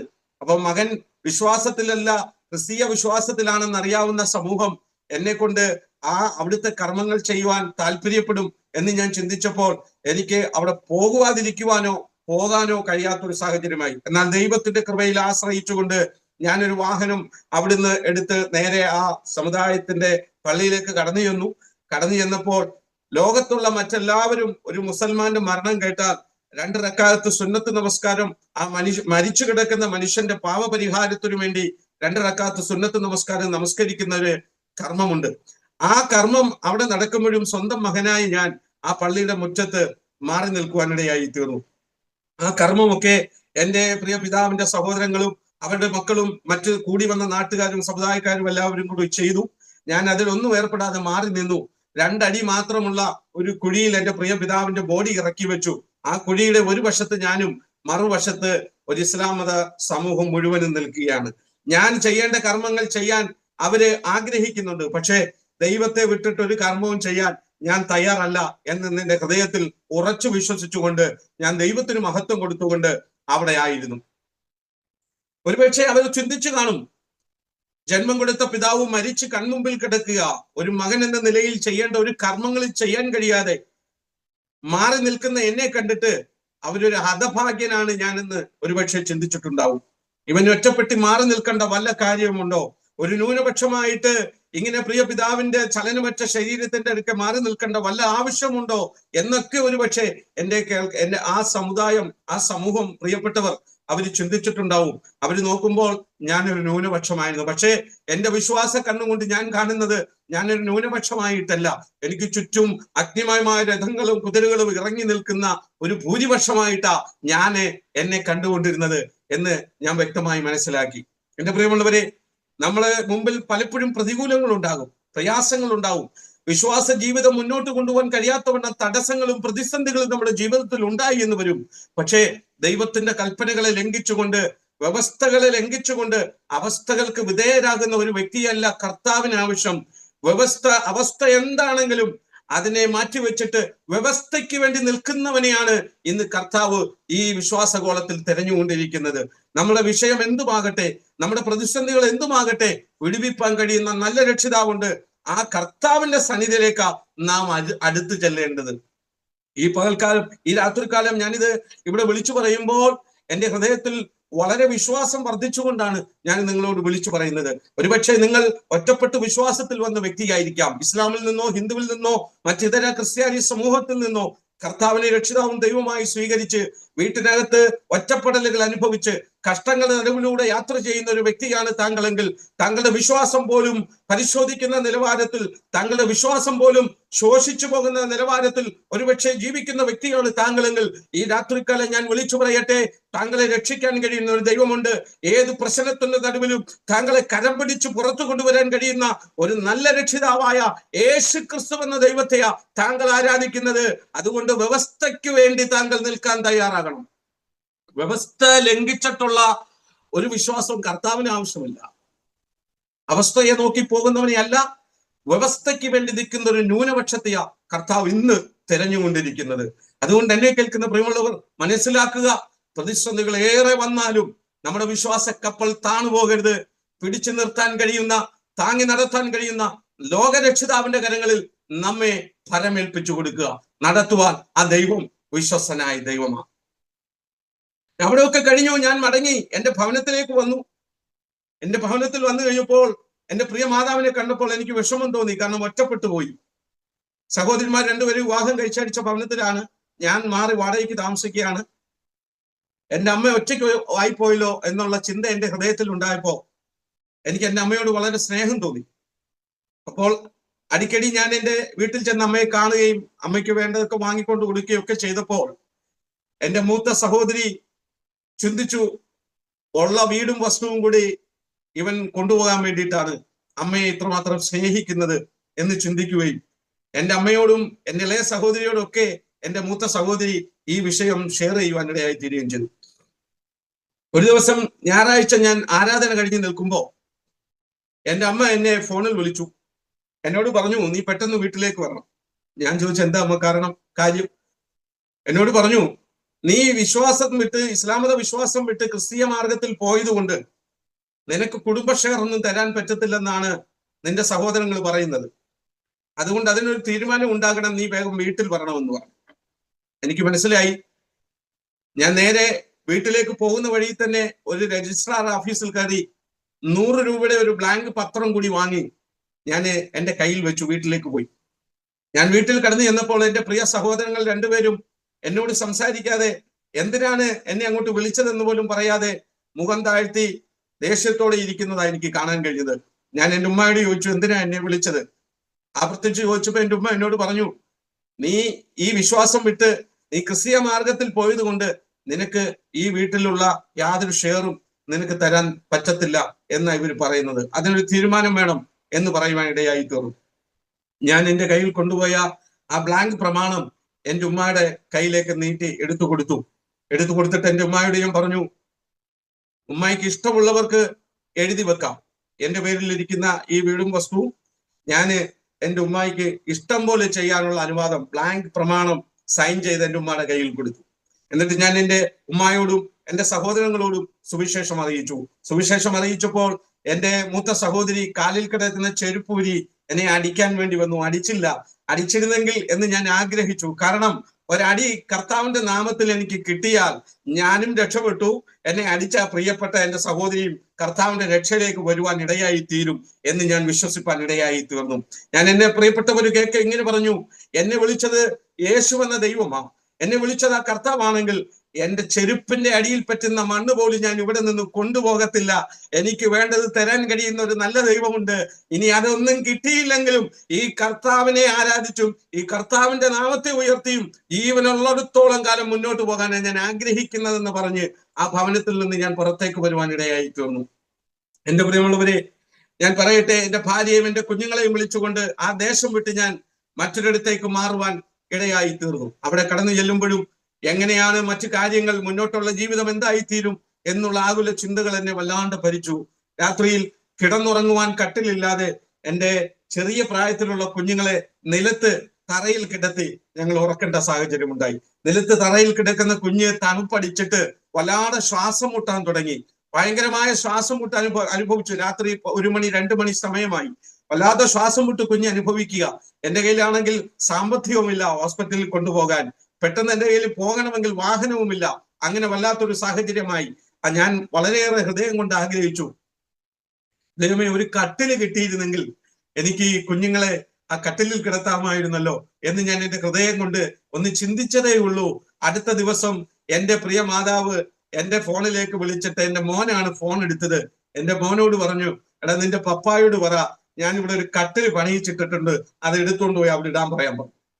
എന്റെ പ്രിയമുള്ളവരെ, ഞാൻ പറയട്ടെ, എന്താണോ നാം വിട്ടിട്ടിറങ്ങിയത്, എന്താണോ നമുക്ക് ആവശ്യമുള്ളത്, അത് വേണ്ട സമയത്ത് വേണ്ട പോലെ തരാൻ കഴിയുന്ന ജീവനുള്ള ദൈവത്തെയാ ഞാനും നിങ്ങളും ആരാധിക്കുന്നത് എന്നുള്ള കാര്യം ഈ രാത്രികാലം ഇത് കേൾക്കുന്ന സമയം നിങ്ങൾ മനസ്സിലാക്കിക്കൊള്ളുക. നമ്മളെ വിളിച്ചവൻ അറിയാം നമുക്ക് എന്താണ് ആവശ്യം. ഹൃദയം ഒന്ന് നുറുങ്ങിയാൽ മതി, ആ സമയം തന്നെ കർത്താവ് അത് അറിയുകയാണ്. നമുക്ക് വേണ്ടുന്നത് തരാൻ കഴിയുന്ന ഒരു ദൈവമുണ്ട്. മറ്റുള്ളവര് തരുന്നത് വാങ്ങിക്കാനല്ല, മറിച്ച് ദൈവത്തിന്റെ ഹിതപ്രകാരം എന്ത് കിട്ടുന്നോ ആ ദൈവത്തിന് മഹത്വം കടയേറ്റിക്കൊണ്ട് അത് സന്തോഷത്തോടെ വാങ്ങി അനുഭവിക്കുവാൻ നാം തയ്യാറുള്ളവരായി മാറട്ടെ. അതിനുശേഷമൊക്കെ വളരെയേറെ പ്രതിസന്ധികൾ എന്റെ ജീവിതത്തിൽ ഉണ്ടായി. വളരെയേറെ പ്രശ്നങ്ങളിലൂടെയാണ് പിന്നീട് ഞാൻ കടന്നുപോയത്. വിവിധ ഇടങ്ങളിൽ 13 വീടുകൾ മാറി മാറി താമസിക്കേണ്ട ഒരു സാഹചര്യം എന്റെ ജീവിതത്തിൽ ഉണ്ടായി. വിശ്വാസ ജീവിതത്തിൽ ഞാൻ ഇറങ്ങിത്തിരിച്ചു. ഒരുപാട് പ്രതിസന്ധികൾ എന്റെ ജീവിതത്തിൽ ഉണ്ടായി. ആഹാരം കഴിക്കാൻ പോലും കഴിയാതെ വളരെയേറെ നിരാശനായി. കോവിഡ് സമയങ്ങളിലൊക്കെ ആരുമായി ഒരു ഇടപാടില്ലാതെ, ആരുമായി ഒരു കണക്ഷൻ ഇല്ലാതെ ഞാൻ ഒരു വാടകയ്ക്കെടുത്ത വീട്ടിനകത്ത് വളരെയേറെ പ്രതിസന്ധിയിലൂടെ കടന്നു പോകുക. കൊട്ടാരക്കരയുടെ ദേശത്ത് ഞാനൊരു ഹിന്ദു നായന്മാരുടെ കുടുംബം, നായൻ സമൂഹത്തിലുള്ള ഒരു പ്രിയപ്പെട്ടവരുടെ കുടുംബം എനിക്ക് താമസിക്കുവാൻ വേണ്ടി വാടകയ്ക്ക് തന്നു. ആ ഭവനത്തിൽ ഞങ്ങൾ താമസിക്കുവാൻ വേണ്ടി ഞാനും എൻ്റെ 3 കുഞ്ഞുങ്ങളും എൻ്റെ ഭാര്യയുമായി കടന്നുപോയി. പട്ടാപ്പകല് പോലും ആ വീട്ടിന്റെ അകത്ത്, ആ കാമ്പൗണ്ടിനകത്ത് പുറത്തു നിന്നുള്ള ഒരു മനുഷ്യൻ കയറാൻ ഭയപ്പെടും. അത്രമാത്രം വെച്ചാരാധനയും പാമ്പിന്റെ ശല്യമുള്ള ഒരു ഭവനം, അമ്പലത്തിന് തൊട്ടു മുമ്പിലായിട്ടുള്ള ഒരു ഭവനം. ആ ഭവനത്തിൽ താമസിക്കാൻ ആ സ്വന്തം ഓണർ പോലും അതിനകത്ത് ചില സമയങ്ങളിൽ കയറി വരാൻ ഭയപ്പെടുന്ന ഒരു സാഹചര്യമുള്ള ഒരു ഭവനത്തിലേക്ക് എന്നെ കർത്താവ് കൊണ്ടുപോകാനിടയായി തീർന്നു. ആ ഭവനത്തിനകത്ത് ഞങ്ങൾ താമസിക്കുവാൻ തുടങ്ങി. ഏകദേശം 3-4 ദിവസം കഴിഞ്ഞപ്പോൾ വല്ലാത്ത പ്രതിസന്ധികൾ ഞങ്ങൾക്ക് ആ ഭവനത്തിൽ നേരിടുവാൻ തുടങ്ങി. ഒരു ദുരാത്മാവിന്റെ ഒരു പോരാട്ടം എൻ്റെ പ്രിയപ്പെട്ടവളിൽ ഇടപെട്ട് സംസാരിക്കുവാൻ തുടങ്ങി. അപ്പോൾ തന്നെ എവിടെ നോക്കിയാലും പാമ്പിന്റെയും മൂർഖം പാമ്പിന്റെയും അണലിയുടെയും സാന്നിധ്യം ഞങ്ങൾ കാണുവാൻ തുടങ്ങി. മുറ്റത്തും തൊടിയിലും എവിടെയും പാമ്പിന്റെ വല്ലാത്ത ശല്യം നമുക്ക് സഹിക്കാൻ പറ്റാതെയായി. ഞാൻ വല്ലാതെ ചിന്തിച്ചു, 3 കുഞ്ഞുങ്ങളുമായി ഞാൻ ഇവിടെ ഇങ്ങനെ താമസിക്കുമ്പോൾ ഈ പാമ്പിൻ്റെതായിട്ടുള്ള പ്രയാസങ്ങൾ ഞങ്ങൾക്ക് ഉണ്ടാകുമോ എന്ന് ഞാൻ ചിന്തിച്ചു. പക്ഷേ 4 വർഷക്കാലം ആ ഭവനത്തിനകത്ത് ഞങ്ങൾ താമസിച്ചിട്ടും പാമ്പിന്റെ ശല്യമോ മറ്റുള്ള ഏതെങ്കിലും ദുരാത്മാവിന്റെ ശല്യമോ ഞങ്ങളുടെ ജീവിതത്തിൽ ഉണ്ടാകാതെ സ്വർഗത്തിലെ ദൈവം കാത്തു സൂക്ഷിക്കുവാൻ ഇടയായി തീർന്നു. വളരെ പ്രതിസന്ധി എൻ്റെ പ്രിയപ്പെട്ടവൾ ആ ഭവനത്തിൽ നേരിടുവാൻ ഇടയായി തീർന്നു. ആ സമയം കർത്താവ് എന്നോട് പറഞ്ഞു, 40 ദിവസം നീ എൻ്റെ സന്നിധിയിൽ ഇരിക്കാൻ പറഞ്ഞു. ഞാനും എൻ്റെ പ്രിയപ്പെട്ടവൾ ആ ഭവനത്തിനകത്ത് 40 ദിവസം പൂർണ്ണ ഉപവാസത്തോടുകൂടെ ദൈവസന്നിധിയിലിരുന്ന് ആരാധിക്കുവാനും പ്രാർത്ഥിക്കുവാനും തുടങ്ങി. ഞാൻ പറയട്ടെ, 40 ദിവസം കഴിഞ്ഞപ്പോൾ കർത്താവ് എന്നോട് പറഞ്ഞു, ഈ 1 കവർ ഉപ്പ് മേടിച്ച് പ്രാർത്ഥിച്ചു അവിടെയെല്ലാം ഇടാൻ പറഞ്ഞു. ഉപ്പ് മേടിച്ച് ഞാൻ പ്രാർത്ഥിച്ചു അവിടേക്ക് ഇട്ടു. അതിനകത്തുണ്ടായിരുന്ന അന്ധകാര ശക്തിയെ സ്വർഗത്തിലെ ദൈവം പുറത്തു കളഞ്ഞു. പലപ്പോഴും പലർക്കും ഭയമാണ് ഏതെങ്കിലും മറ്റു വിശ്വാസികളുടെ ആരാധന ബിംബങ്ങൾ കാണുമ്പോൾ, അല്ലെങ്കിൽ അങ്ങനെയുള്ള സ്ഥലങ്ങളിൽ താമസിക്കാൻ ഒരു സാഹചര്യം ഉണ്ടായാൽ നമുക്ക് ദോഷം സംഭവിക്കുവോ, നമുക്ക് അനർത്ഥം സംഭവിക്കുവോ എന്നൊക്കെ പലപ്പോഴും പല വിശ്വാസികളും ഭയപ്പെടുന്നതായിട്ടും അങ്ങനെ സംസാരിക്കുന്നതായിട്ടും ഒക്കെ ഞാൻ പലപ്പോഴും കേൾക്കുവാൻ ഇടയായിട്ട് നിന്നിട്ടുണ്ട്. പക്ഷേ കർത്താവ് വിളിച്ചവന്റെ വഴി ഒരുക്കുന്നത് കർത്താവാ. അതേത് ചെകുത്താൻ കോട്ടയ്ക്കകത്താണെങ്കിലും നിന്റെ തലയിൽ നിന്നൊരു മുടി പോലും കൊടിഞ്ഞു പോകാതെ നിന്നെ സൂക്ഷിക്കാൻ കഴിയുന്ന നല്ല രക്ഷിതാവാണ് നമ്മെ വിളിച്ചു വേർതിരിച്ചിരിക്കുന്നതെന്ന് ഉറപ്പും ധൈര്യത്തോടും കൂടി നാം മുന്നോട്ട് സഞ്ചരിക്കുവാൻ ഇടയായി തീരണം. എന്നാൽ മാത്രമേ ദൈവത്തിന്റെ പ്രവൃത്തി നമുക്ക് അനുഭവിക്കുവാൻ കഴിയത്തുള്ളൂ. അങ്ങനെയൊക്കെ വലിയ പ്രതിസന്ധികൾ ഞങ്ങൾ അവിടെ നേരിട്ടു. ആഹാരം പോലും കഴിക്കാനില്ലാത്ത സാഹചര്യങ്ങൾ ഞാൻ ഇന്ന് ഓർക്കുന്നു. ആഹാരം ഉണ്ടാക്കാൻ വീട്ടിൽ അരി പോലുമില്ല. റേഷനരി, എടുക്കാത്ത റേഷനരി കവറിൽ ഇരുന്നിട്ട് അത് പുഴുവെടുത്തിരിക്കുന്ന ഒരു സാഹചര്യം. ആ അരി എടുത്ത് എൻ്റെ പ്രിയപ്പെട്ട പോലെ കഴുകി വെയിലത്ത് വെച്ച് ഉണക്കി കുഞ്ഞുങ്ങൾക്ക് ആഹാരം ഉണ്ടാക്കി കൊടുക്കാൻ വേണ്ടി എടുക്കുന്ന ഒരു സാഹചര്യം ഞങ്ങളുടെ ജീവിതത്തിൽ ഉണ്ടായിട്ടുണ്ട്. ഞാന് എൻ്റെ ഭാര്യ, എൻ്റെ കുഞ്ഞുങ്ങളും ആ ഒരു നേരം ആ അരി വെച്ചുണ്ടാക്കിയ ആഹാരം കഴിച്ചു ഉച്ചയ്ക്ക്. പക്ഷെ വൈകുന്നേര സമയമായപ്പോൾ പുനലൂരിൽ നിന്നൊരു ഒരു ചെറിയ പ്രായമുള്ള ഒരു സഹോദരൻ അവന്റെ വണ്ടിയിൽ, അവന്റെ സ്കൂട്ടറിൽ ഒരു ചാക്ക് അരി വാങ്ങി വെച്ച് എന്റെ വീട്ടിൽ കൊണ്ടുവന്ന് അടുക്കളയിൽ എടുത്തുകൊണ്ടുവന്ന് വെക്കുന്നത് ഞാൻ ഇന്നും ഓർക്കുന്നു. ഞാൻ ആരോടും ചോദിച്ചിട്ടില്ല, പക്ഷെ പറയേണ്ടത് ദൈവത്തോട് പറഞ്ഞു കഴിഞ്ഞപ്പോൾ ആവശ്യമുള്ളത് എവിടെ നിന്നോ എന്റെ ഭവനത്തിൽ വന്ന് എത്തിച്ചേരുവാൻ ഇടയായിത്തുള്ളൂ. നമുക്ക് നടത്താൻ കഴിയുന്ന ദൈവമാണ് വിളിച്ചത് കേട്ടോ. ഒന്നുകൊണ്ട് നാം ഭയപ്പെട്ടു പോകരുത്. ഏത് സാഹചര്യത്തിന് നടുവിലും കർത്താവിനെ നാം മുറുകെ പിടിക്കേണ്ടിയിരിക്കുന്നു. ദൈവം നമ്മളെ കൈവിടാനല്ല വിളിച്ചത്. എത്ര വലിയ പ്രതിസന്ധികൾ നമ്മുടെ ജീവിതത്തിൽ ആഞ്ഞടിച്ചാലും ശാന്തമായ തുറമുഖത്ത് കൊണ്ടുവന്ന് എത്തിക്കാൻ നമ്മെ വിളിച്ചിരിക്കുന്ന കർത്താവ് വിശ്വസ്തനും ശക്തനും നീതിമാനുമാണ്. ആ വിശ്വാസം നമ്മുടെ ഓരോരുത്തരുടെയും ഹൃദയത്തിൽ ഉണ്ടാകട്ടെ. എന്റെ ജീവിതത്തിൽ ദൈവം ചെയ്ത വലിയ വലിയ അത്ഭുതങ്ങൾ, വലിയ വലിയ പ്രതിസന്ധികളുടെ നടുവിൽ കർത്താവിനെ നടത്തിയ വിധങ്ങൾ വളരെ വലുതായ കാര്യങ്ങളാണ്. എല്ലാ സാക്ഷ്യങ്ങളും എനിക്ക് ടെസ്റ്റിമണിയിൽ പറയുവാൻ കഴിയത്തില്ല. പക്ഷേ ഞാൻ ഇന്ന് ഓർക്കുന്നത് താങ്ങി നടത്തിയ ദൈവത്തിന്റെ കരുണയും ദൈവത്തിന്റെ കരങ്ങളുമാണ്. സ്തോത്രം. എല്ലാവരും തള്ളിക്കളയും. നമ്മെ വളർത്തുമെന്ന് നമ്മൾ ആഗ്രഹിക്കുന്നവർ പലരും നമ്മളെ തളർത്തുവാനിടയായിത്തീരും. അവിടെയൊക്കെ നമ്മുടെ വിശ്വാസം, നമ്മുടെ നോട്ടവും ക്രിസ്തുവിലല്ല എങ്കിൽ നാം വീണു പോകുവാൻ ഇടയായിത്തീരുമെന്ന് ഈ രാത്രികാലം ഞാൻ പറയുവാൻ താല്പര്യപ്പെടുകയാണ്.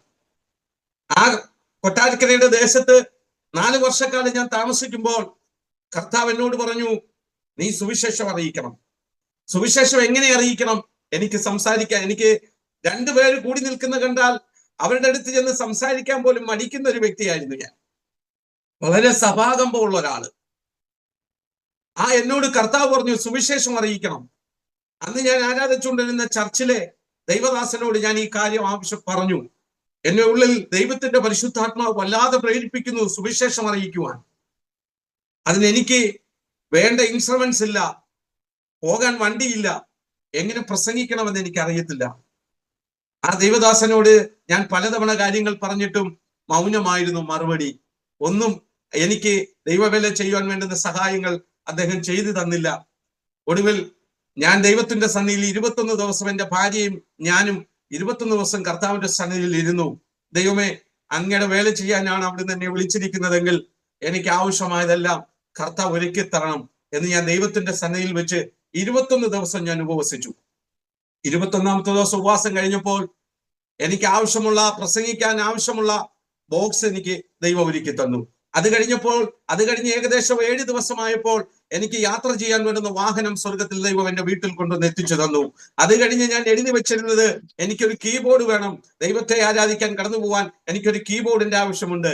ഞാൻ എഴുതി വെച്ച് പ്രാർത്ഥിച്ച വിഷയമാണ്. അല്പം കഴിഞ്ഞപ്പോൾ കീബോർഡ് സ്വർഗത്തിൽ ദൈവം എനിക്ക് ഒരുക്കി തന്നു. ഇതെല്ലാം എന്റെ ജീവിതത്തിൽ കിട്ടിയപ്പോൾ ഇനി ചെയ്യാൻ ഒറ്റ കാര്യമേ ഉള്ളൂ, ഇറങ്ങിച്ചെന്ന് പബ്ലിക്കിന്റെ മുമ്പിൽ കർത്താവിനെ സാക്ഷീകരിക്കുക.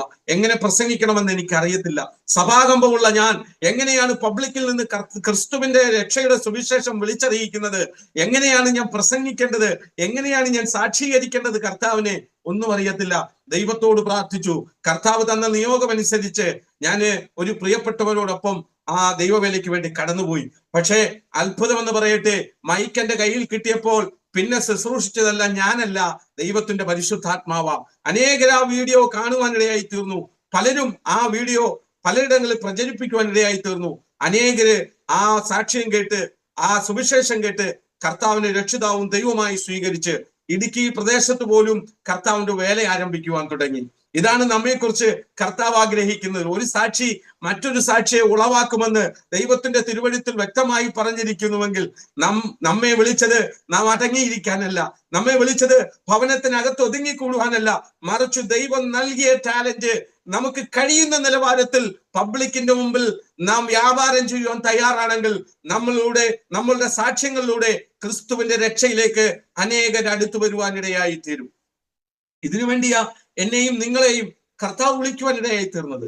ഈ സാക്ഷ്യം നിങ്ങൾ കേൾക്കുമ്പോൾ ഒരുപക്ഷെ മറ്റുള്ളവർ അറിഞ്ഞാൽ എന്ത് ചെയ്യും, മറ്റുള്ളവരോട് എന്ത് മറുപടി പറയും എന്നൊക്കെ ഭയപ്പെട്ട് കർത്താവിന്റെ രക്ഷയിലേക്ക് വരുവാൻ കഴിയാതെ, കർത്താവിന് വേണ്ടി ഫലം കായ്ക്കുവാൻ കഴിയാതെ ഇരിക്കുന്ന ഒരു വ്യക്തിയാണ് താങ്കളെങ്കിൽ ഇന്ന് ഈ നിമിഷം ദൈവസന്നിധിയിൽ മുഴങ്കാലം അടക്കുക. ദൈവമേ, അങ്ങയുടെ ഹിതത്തിനായി എന്നെ ഇതാ സറണ്ടർ ചെയ്യുന്നു, അങ്ങ് ആഗ്രഹിക്കുന്ന നിലവാരത്തിൽ എന്നെ ഒന്ന് ഉപയോഗിക്കണമേ എന്ന് പ്രാർത്ഥിക്കുവാൻ ഈ രാത്രികാലം നാം തയ്യാറായാൽ നമ്മളെ മാറ്റിമറിക്കാൻ കഴിയുന്ന ഒരു ദൈവമുണ്ട്, നമ്മെ ഉപയോഗിക്കാൻ കഴിയുന്ന ഒരു ദൈവമുണ്ട്, നമ്മെ കരങ്ങളിൽ വഹിക്കുവാൻ ആ ദൈവം വിശ്വസ്തനായ ദൈവമാണ്. എന്റെ പ്രിയമുള്ളവരോട് ഞാൻ പറയട്ടെ, അവിടെ തുടങ്ങിയ ദൈവത്തിന്റെ വേലയാണ് ഇന്നും പുനലൂർ ഗോസ്പൽ ടീം എന്ന പേരിൽ ഏകദേശം 10ഓളം വരുന്ന മെമ്പേഴ്സിനെ കൂടി കൂട്ടി, ദേവദാസന്മാരെ കൂട്ടി, എന്റെ ഭാര്യയും എന്റെ കുഞ്ഞുങ്ങളടക്കം കേരളത്തിന്റെ വിവിധ ജില്ലകളിൽ കടന്നുപോയി കർത്താവിന്റെ മാറ്റമില്ലാത്ത നിത്യ സുവിശേഷം, പഥ്യസുവിശേഷം, സത്യസുവിശേഷം വിളിച്ചറിയിച്ചു കൊണ്ടിരിക്കുന്നു. അനേകര് കർത്താവിനെ രക്ഷിതാവും ദൈവമായി സ്വീകരിച്ച് ദൈവസഭയോടുകൂടെ ചേരുവാനിടയായി തീർന്നു. നമ്മളെ ഏൽപ്പിച്ചത് എന്താണെന്ന് നാം ആദ്യം മനസ്സിലാക്കുക. നമ്മളെ വിളിച്ചിരിക്കുന്നത് എന്തിനാണെന്ന് നാം ആദ്യം മനസ്സിലാക്കുക. വിളിയും തിരഞ്ഞെടുപ്പും അധികത്തിൽ ഉറപ്പിക്കുവാൻ പത്രോസ് അപ്പോസ്തലൻ നമ്മോട് വ്യക്തമായി വിളിച്ചു പറയുകയാണ്. എങ്ങനെയാണ് അധികത്തിൽ ഉറപ്പിക്കേണ്ടത്? ഏതെങ്കിലും പ്രവാചകനെ വിളിച്ചിട്ട് നമ്മുടെ വിളി എന്താണെന്ന് ചോദിക്കുകയല്ല ചെയ്യേണ്ടത്, മറിച്ച് നാം അധികത്തിൽ വിശ്വാസത്തിൽ ഉറയ്ക്കണമെങ്കിൽ ക്രിസ്തുവിൽ നിന്ന് തന്നെ നാം പ്രാപിച്ചെടുത്തിരിക്കണം. ആ കർത്താവിനോട് നാം ചോദിക്കണം, അപ്പാ എന്നെ വിളിച്ചതിന്റെ ഉദ്ദേശം എന്താണ്, എന്റെ വിളിയും തിരഞ്ഞെടുപ്പ് എന്താണ് എന്ന് നാം ചോദിക്കേണ്ടത് കർത്താവിനോടാണ്. കർത്താവ് നമുക്ക് മറുപടി തരും. അപ്പോസ്തലനായ പൗലോസിനോട് സംസാരിച്ച ദൈവം, യോസഫിനോട് സംസാരിച്ച ദൈവം, പത്രോസിനോട് സംസാരിച്ച ദൈവം നമ്മോട് സംസാരിപ്പാൻ ഇടയായി തീരും. അവിടുന്ന് ജീവിക്കുന്ന ദൈവമാണ്. നാം കരയുമ്പോൾ നമ്മെ ആശ്വസിപ്പിക്കുവാനും നാം ചിരിക്കുമ്പോൾ നമ്മോടൊപ്പം സന്തോഷിക്കുവാനും കഴിയുന്ന നല്ല രക്ഷിതാവായിരിക്കുന്ന യേശു ക്രിസ്തുവിൽ മാത്രമേ ലോകമാനവരാശിക്ക് രക്ഷയുള്ളൂ. പാപത്തിന്റെ അടിമത്തത്തിൽ കിടക്കുന്ന ഈ ജനത്തെ നോക്കി ആ കർത്താവ് വിളിച്ചു പറഞ്ഞു, അധ്വാനിക്കുന്നവരും ഭാരം ചുമക്കുന്നവരുമായുള്ളവരെ നിങ്ങളേവരും എന്റെ അടുക്കൽ വരുവിൻ, ഞാൻ നിങ്ങളെ ആശ്വസിപ്പിക്കാം. എത്രയോ ചരിത്ര പുരുഷന്മാർ ഇവിടെ ജന്മം കൊണ്ടിട്ടുണ്ട്. അവരിൽ നിക്ഷിപ്തമായ കാര്യങ്ങൾ ചെയ്തുകൊണ്ട് മരണത്തിന് അടിമപ്പെട്ടുകൊണ്ട് ഈ ഭൂമിയിൽ ഇന്നും അവർ വിശ്രമിക്കുമ്പോൾ ഞങ്ങൾ വിളിച്ചു പറയുന്ന ഈ ലോകരക്ഷിതാവായിരിക്കുന്ന യേശു ക്രിസ്തു എന്ന രക്ഷിതാവ് താൻ ഈ 33 വയസ്സുകാലം ഇവിടെ ജീവിച്ചു. ലോകമാനവരാശിയുടെ പാപത്തിന്റെ പരിഹാരമായി കാൽവറിയുടെ കൊലക്കളത്തിൽ പരമയാഗമായി മാറി. മുന്നേ കൂട്ടി തന്റെ പ്രവാചകന്മാരിലൂടെ അറിയിച്ചിരുന്നത് മുതൽ 3-ാം നാൾ ഉയർത്തെഴുന്നേറ്റ് സ്വർഗാരോഹണം ചെയ്ത് ഇന്നും ജീവിക്കുന്ന ദൈവമാണെന്ന് എന്നെ കേൾക്കുന്ന പ്രിയമുള്ളവരോട് ഞങ്ങൾ വിളിച്ചു പറയാൻ താല്പര്യപ്പെടുക. ഈ ക്രിസ്തുവിൽ മാത്രമാണ് ലോകമാനവരാശിക്ക് രക്ഷയുള്ളത്.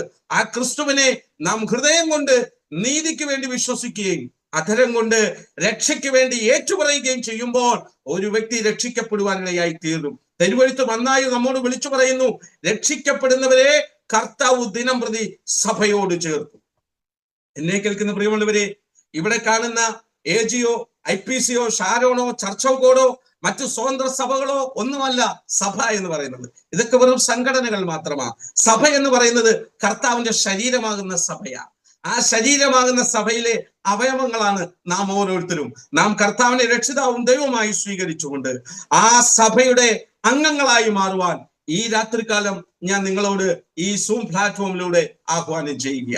വിശ്വസിക്കുകയും സ്നാനമേൽക്കുകയും ചെയ്യുന്നവൻ രക്ഷിക്കപ്പെടും, അല്ലാത്തവൻ ശിക്ഷാവിധിയിൽ അകപ്പെടുമെന്ന് വിശുദ്ധ തിരുവെഴുത്ത് വ്യക്തമായി പറയുന്നു. എന്നെ കേൾക്കുന്ന പ്രിയ സഹോദര, മാതാവേ, പിതാവേ, യൗവനക്കാര, ഈ രാത്രികാലം ഒരുപക്ഷെ നിങ്ങൾ ഇത് കേൾക്കുന്ന ഏത് സമയമാണെന്ന് എനിക്കറിയില്ല. ആ കേൾക്കുന്ന സമയം തന്നെ ക്രിസ്തുവിനെ രക്ഷിതാവും ദൈവമായി സ്വീകരിച്ചുകൊണ്ട് താങ്കളുടെ നിത്യത ഉറപ്പിക്കുവാൻ ഈ രാത്രി ഈ സമയം ഞങ്ങൾ ആഹ്വാനം ചെയ്യുകയാണ്. മറ്റൊരുവനിലും രക്ഷയില്ല. അപ്പോസ്തല പ്രവൃത്തി 4:12 വ്യക്തമായി നമ്മോട് പറയുന്നത്, മറ്റൊരുവനിലും രക്ഷയില്ല. നാം രക്ഷിക്കപ്പെടുവാൻ ആകാശത്തിന് കീഴിൽ മനുഷ്യരുടെ നൽകപ്പെട്ട ഒരു നാമമുണ്ടെങ്കിൽ യേശു ക്രിസ്തു എന്നൊരു നാമമല്ലാതെ മറ്റൊരു നാമവുമില്ല എന്ന് വിശുദ്ധ തിരുവെഴുത്ത് സാക്ഷ്യപ്പെടുത്തി വെച്ചിരിക്കുന്നു. ആ വചനത്തിന്റെ വള്ളിക്കും പുള്ളിക്കും മാറ്റമില്ല. താങ്കൾ വിശ്വസിക്കുവാൻ തയ്യാറാണെങ്കിൽ, താങ്കൾ ഏറ്റെടുക്കുവാൻ തയ്യാറാണെങ്കിൽ, താങ്കളെ നിത്യമായ പരദീസ താങ്കൾക്ക് വേണ്ടി വാഗ്ദാനം ചെയ്തിരിക്കുന്ന ആ കർത്താവ് സഭയോടൊപ്പം ചേർക്കുവാൻ താങ്കൾക്കും അവസരം ഒരുക്കി വെച്ചിരിക്കുന്നു. ഏറ്റെടുക്കാമോ? വിശ്വസിക്കാമോ? താങ്കളെ ദൈവം നിത്യമായ രക്ഷയിലേക്ക് നടത്തുവാൻ ഇടയായി തീരും. നമ്മുടെ കർമ്മമാർഗങ്ങളൊന്നും രക്ഷയ്ക്ക് ആധാരമായിട്ടുള്ള കാര്യങ്ങൾ. നേർച്ചകളോ കാഴ്ചകളോ യാഗങ്ങളോ ഹോമങ്ങളോ ഒക്കെ ഒരുപക്ഷെ നാം നടത്തുന്നവരായിരിക്കും, വിവിധ വിശ്വാസ ജീവിതത്തിൽ ജീവിക്കുന്നവരായിരിക്കും. താങ്കളെ ഞങ്ങൾ വിളിക്കുന്നത് ഒരു സമുദായത്തിലേക്കല്ല, താങ്കളെ ഞങ്ങൾ വിളിക്കുന്ന ഏതെങ്കിലും ഒരു ജാതിയിലേക്കല്ല, ഇത് മതം മാറ്റുന്ന ഒരു പരിപാടിയല്ല. മറിച്ച് താങ്കളായിരിക്കുന്ന അവസ്ഥയിൽ നിന്ന് താങ്കൾക്ക് മനപരിവർത്തനം ഉണ്ടായേ മതിയാകുകയുള്ളൂ. താങ്കളുടെ മനസ്സിനാണ് മാറ്റം സംഭവിക്കേണ്ടത്. താങ്കൾ ക്രിസ്തുവിനെ അനുഗമിക്കുക, ക്രിസ്തു എന്ന മാർഗത്തെ പിന്തുടരുക. ആ ക്രിസ്തു നമ്മോട് വിളിച്ചു പറഞ്ഞൊരു കാര്യമുണ്ട്, ഞാൻ ലോകത്തിന്റെ വെളിച്ചമാകുന്നു, എന്നെ അനുഗമിക്കുന്നവൻ വെളിച്ചത്തിൽ നടക്കുന്നു എന്ന് ക്രിസ്തു നമ്മോട് വിളിച്ചു പറയുവാൻ ഇടയായി തീർന്നു. ആ പ്രിയമുള്ളവർ, എന്നെ കേൾക്കുന്ന പ്രിയമുള്ളവരോട് ഞങ്ങൾ പറയട്ടെ, ആ ക്രിസ്തുവിനെ സ്വീകരിച്ചുകൊണ്ട് വെളിച്ചത്തിൽ ജീവിക്കുവാൻ ഞങ്ങൾ നിങ്ങളോട് ഈ സമയം ആഹ്വാനം ചെയ്യുക. മറ്റൊരുവനിലും രക്ഷയില്ല. നാം രക്ഷിക്കപ്പെടുവാൻ ആകാശത്തിന് കീഴിൽ ഭൂമി മനുഷ്യരുടെ നൽകപ്പെട്ട യേശു എന്നൊരു നാമമല്ലാതെ മറ്റൊരു നാമവുമില്ല. വിശ്വസിക്കുന്നുവെങ്കിൽ താങ്കൾ ദൈവത്തിന്റെ മഹത്വം കാണുവാൻ ഇടയായി തീരും. ഈ വചനങ്ങളാൽ, ഈ സാക്ഷ്യങ്ങളാൽ കർത്താവ് താങ്കളെ ധാരാളമായി അനുഗ്രഹിക്കട്ടെ എന്ന് ആത്മാർത്ഥമായി ഞാനും പ്രാർത്ഥിക്കുന്നു. ഇങ്ങനെ ഒരു അവസരം എനിക്ക് ഒരുക്കി നൽകിയ പ്രിയ കർത്തൃദാസി ബീന തോമസ് അവരോടുള്ള എന്റെ സ്നേഹവും കടപ്പാടും ഞാൻ അറിയിക്കുന്നു. കർത്താവ് ധാരാളമായി ഏവരെയും അനുഗ്രഹിക്കുമാറാകട്ടെ. God bless you. Amen, amen, amen. Thank you ബ്രദറെ. അനുഗ്രഹീതമായ സാക്ഷ്യത്തിനായിട്ട് സ്തോത്രം ചെയ്യുന്നു. ആമേൻ. സ്തോത്രം. എത്ര സാക്ഷിച്ചാലും തീരുകയില്ല, അതുപോലെ കർത്താവ് നടത്തിയ വിധങ്ങൾ. ആമേൻ. ഇന്ന് രാത്രികാലം ആമേൻ വളരെ അനുഗ്രഹീതമായ നിലയിൽ ആമേൻ ചുരുങ്ങിയ വാചകത്തിലൂടെ ആമേൻ ഒരു കറിയെല്ലാം കൂടെ കൂട്ടി വെച്ച് ഒരു ഉരുള ചോറ് എങ്ങനെ പോഷക സമൃദ്ധമായിട്ട് നൽകുന്നുവോ അപ്രകാരം തന്റെ സാക്ഷ്യം പറയുവാൻ ദൈവം ഇടയാക്കിയതിനായിട്ട് സ്തോത്രം ചെയ്യുന്നു. ഇത് നമ്മുടെ പ്രേക്ഷകർക്ക് അനുഗ്രഹമായി മാറട്ടെ. എൻ്റെ ഹൃദയം ത്രസിക്കുകയായിരുന്നു ഈ സാക്ഷ്യം കേട്ടപ്പോൾ. കാരണം കർത്താവിന് വേണ്ടി നമ്മൾ സഹിക്കുന്ന ഓരോ പങ്കപ്പാടുകൾക്കും ഏറെ പ്രതിഫലമാണ്. അത് ഈ ഭൂമിയിൽ നമുക്ക് ലഭിക്കും, വരുവാനിരിക്കുന്ന നിത്യതയിലും ലഭിക്കും. ആമേൻ. ആദ്യജാതന്റെ ഓഹരി ഇരട്ടിയാണ്. ഹല്ലേലൂയ. അതുകൊണ്ട് ദൈവം ധാരാളമായിട്ട് അനുഗ്രഹിക്കട്ടെ, മിനിസ്ട്രികളെ മാനിക്കട്ടെ, കുടുംബമായി നിങ്ങളെ അനുഗ്രഹിക്കട്ടെ എന്ന് ആമേൻ ഞാൻ ആശംസിക്കുന്നു. ഒരു നിമിഷം പ്രേക്ഷകരെ നമ്മുടെ കർത്താവിന്റെ ദാസനെ ഓർത്ത് സ്തോത്രം ചെയ്യാം. കർത്താവെ, ഈ നല്ല സമയത്തിനായിട്ട് സ്തുതിക്കുന്നു. കർത്താവെ, അനുഗ്രഹീതമായ സാക്ഷ്യം കർത്താവ് കേൾപ്പിച്ചല്ലോ. ഇതര മീഡിയകളിലൂടെ ഈ സാക്ഷ്യം ആമേൻ ഞങ്ങൾക്ക് കർത്താവെ സംപ്രേഷണം ചെയ്യുവാൻ ഇടയാക്കിയതിനായിട്ട് സ്തോത്രം. ഫേസ്ബുക്ക് ലൈവിലൂടെയും അതുപോലെ തന്നെ കർത്താവെ ഇത് യൂട്യൂബിലൂടെ ഒക്കെയും ഞങ്ങൾ ഈ കർത്താവെ ഇത് മറ്റുള്ളവർക്ക് കേൾക്കുവാനായിട്ട് സംരക്ഷണം ചെയ്യുമ്പോൾ അവരുടെ ജീവിതത്തിൽ ഇത് അനുഗ്രഹമായി മാറുവാനിടയാക്കണമേ എന്ന് ഞങ്ങൾ പ്രാർത്ഥിക്കുന്നു. ഇത് അനേകായിരങ്ങൾക്ക് ഒരു ആശ്വാസവും ക്രിസ്തുവിലേക്ക് അടുപ്പിക്കുന്നതിനൊരു കാരണവുമായി മാറട്ടെ. ഈ സാക്ഷ്യം തിരുവചനം ഇപ്രകാരം പറയുന്ന ഒരു സാക്ഷ്യം മറ്റൊരു സാക്ഷ്യം ഉളവാക്കുമെന്ന്. കർത്താവെ, ഞങ്ങൾ അങ്ങയുടെ നാമത്തെ ആമേൻ അറിഞ്ഞു. ക്രിസ്ത്യാനിയായിട്ട് കഷ്ടം സഹിക്കേണ്ടി വന്നാലും ഈ നാം ലജ്ജിച്ചു പോകരുത്. ഈ നാമം ധരിച്ച് ദൈവത്തെ മഹത്വപ്പെടുത്തണമെന്നുള്ളത് അവിടുത്തെ വചനമൊക്കെയാല് ഇന്നുവരെയും അങ്ങയുടെ അഭിഷിക്തനെ അതിന് സഹായിച്ചതിനായിട്ട് സ്തോത്രം. കർത്താവ് ഉപയോഗിക്കുന്ന വിധങ്ങൾക്കായിട്ട് സ്തോത്രം. തുടർന്ന് കർത്താവെ, അങ്ങയുടെ വരവോളം അവിടുത്തെ നാമത്തിന്റെ മഹിമയ്ക്കായിട്ട് കർത്താവ് ഉപയോഗിക്കുവാനായി പ്രാർത്ഥിക്കുന്നു. നന്മകളാൽ നിറയ്ക്കണം. കർത്താവിന്റെ നാമ മഹിമയ്ക്കായി കർത്താവ് തന്റെ ദാസനെ ഉപയോഗിക്കുന്നുവല്ലോ ഈ മീഡിയ. കർത്താവെ, ഞങ്ങൾ ഉപയോഗിക്കുമ്പോൾ ഈ മീഡിയകളിലൂടെ ഈ വചനം, ഈ സാക്ഷ്യങ്ങൾ കേൾക്കുന്ന ഓരോ പ്രിയപ്പെട്ടവർക്കും കർത്താവെ ഹൃദയത്തിന് പരിവർത്തനത്തിന് കാരണമാക്കുവാനായി ഞങ്ങൾ പ്രാർത്ഥിക്കുന്നു. അതിനായിട്ട് ഏൽപ്പിക്കട്ടെ. പ്രാർത്ഥന കേട്ടതിനായിട്ട് സ്തുതിക്കുന്നു. സകലമാനവും മഹത്വവും അവിടുന്ന് എടുക്കണമേ. യേശു ക്രിസ്തുവിൻ ധന്യനാമത്തിൽ ചോദിക്കുന്ന പ്രാർത്ഥന ദയോടെ കേൾക്കണമേ. സ്വർഗസ്ഥ നല്ല പിതാവേ. ആമീൻ, ആമീൻ, ആമീൻ. Praise Lord. Thank you brother. ഞങ്ങളോട് ഇത്രയും സമയം വേർതിരിച്ചല്ലോ. നെറ്റിന്റെ ഒക്കെ പ്രോബ്ലം ഒത്തിരി ഉണ്ടാകുമെന്ന് ചിന്തിച്ചുവെങ്കിലും കർത്താവ് ഇത്രത്തോളം സഹായിച്ചു. ഇതും ഒരു വിശ്വാസത്തിന്റെ സാക്ഷ്യമാണ്. കർത്താവ് ഇത്രത്തോളം നടത്തിയല്ലോ. നന്ദി പറയുന്നു. പ്രിയ പ്രേക്ഷകരെ, ഈ സാക്ഷ്യം നിങ്ങൾ അനേകരിൽ എത്തിക്കുവാൻ നിങ്ങൾ ഷെയർ ചെയ്ത് അനേകർക്ക് കൊടുക്കണം. ദൈവം എല്ലാവരെയും ധാരാളമായിട്ട് അനുഗ്രഹിക്കുമാറാകട്ടെ. ആമേൻ, ആമേൻ. God bless you all. മറാനഥ.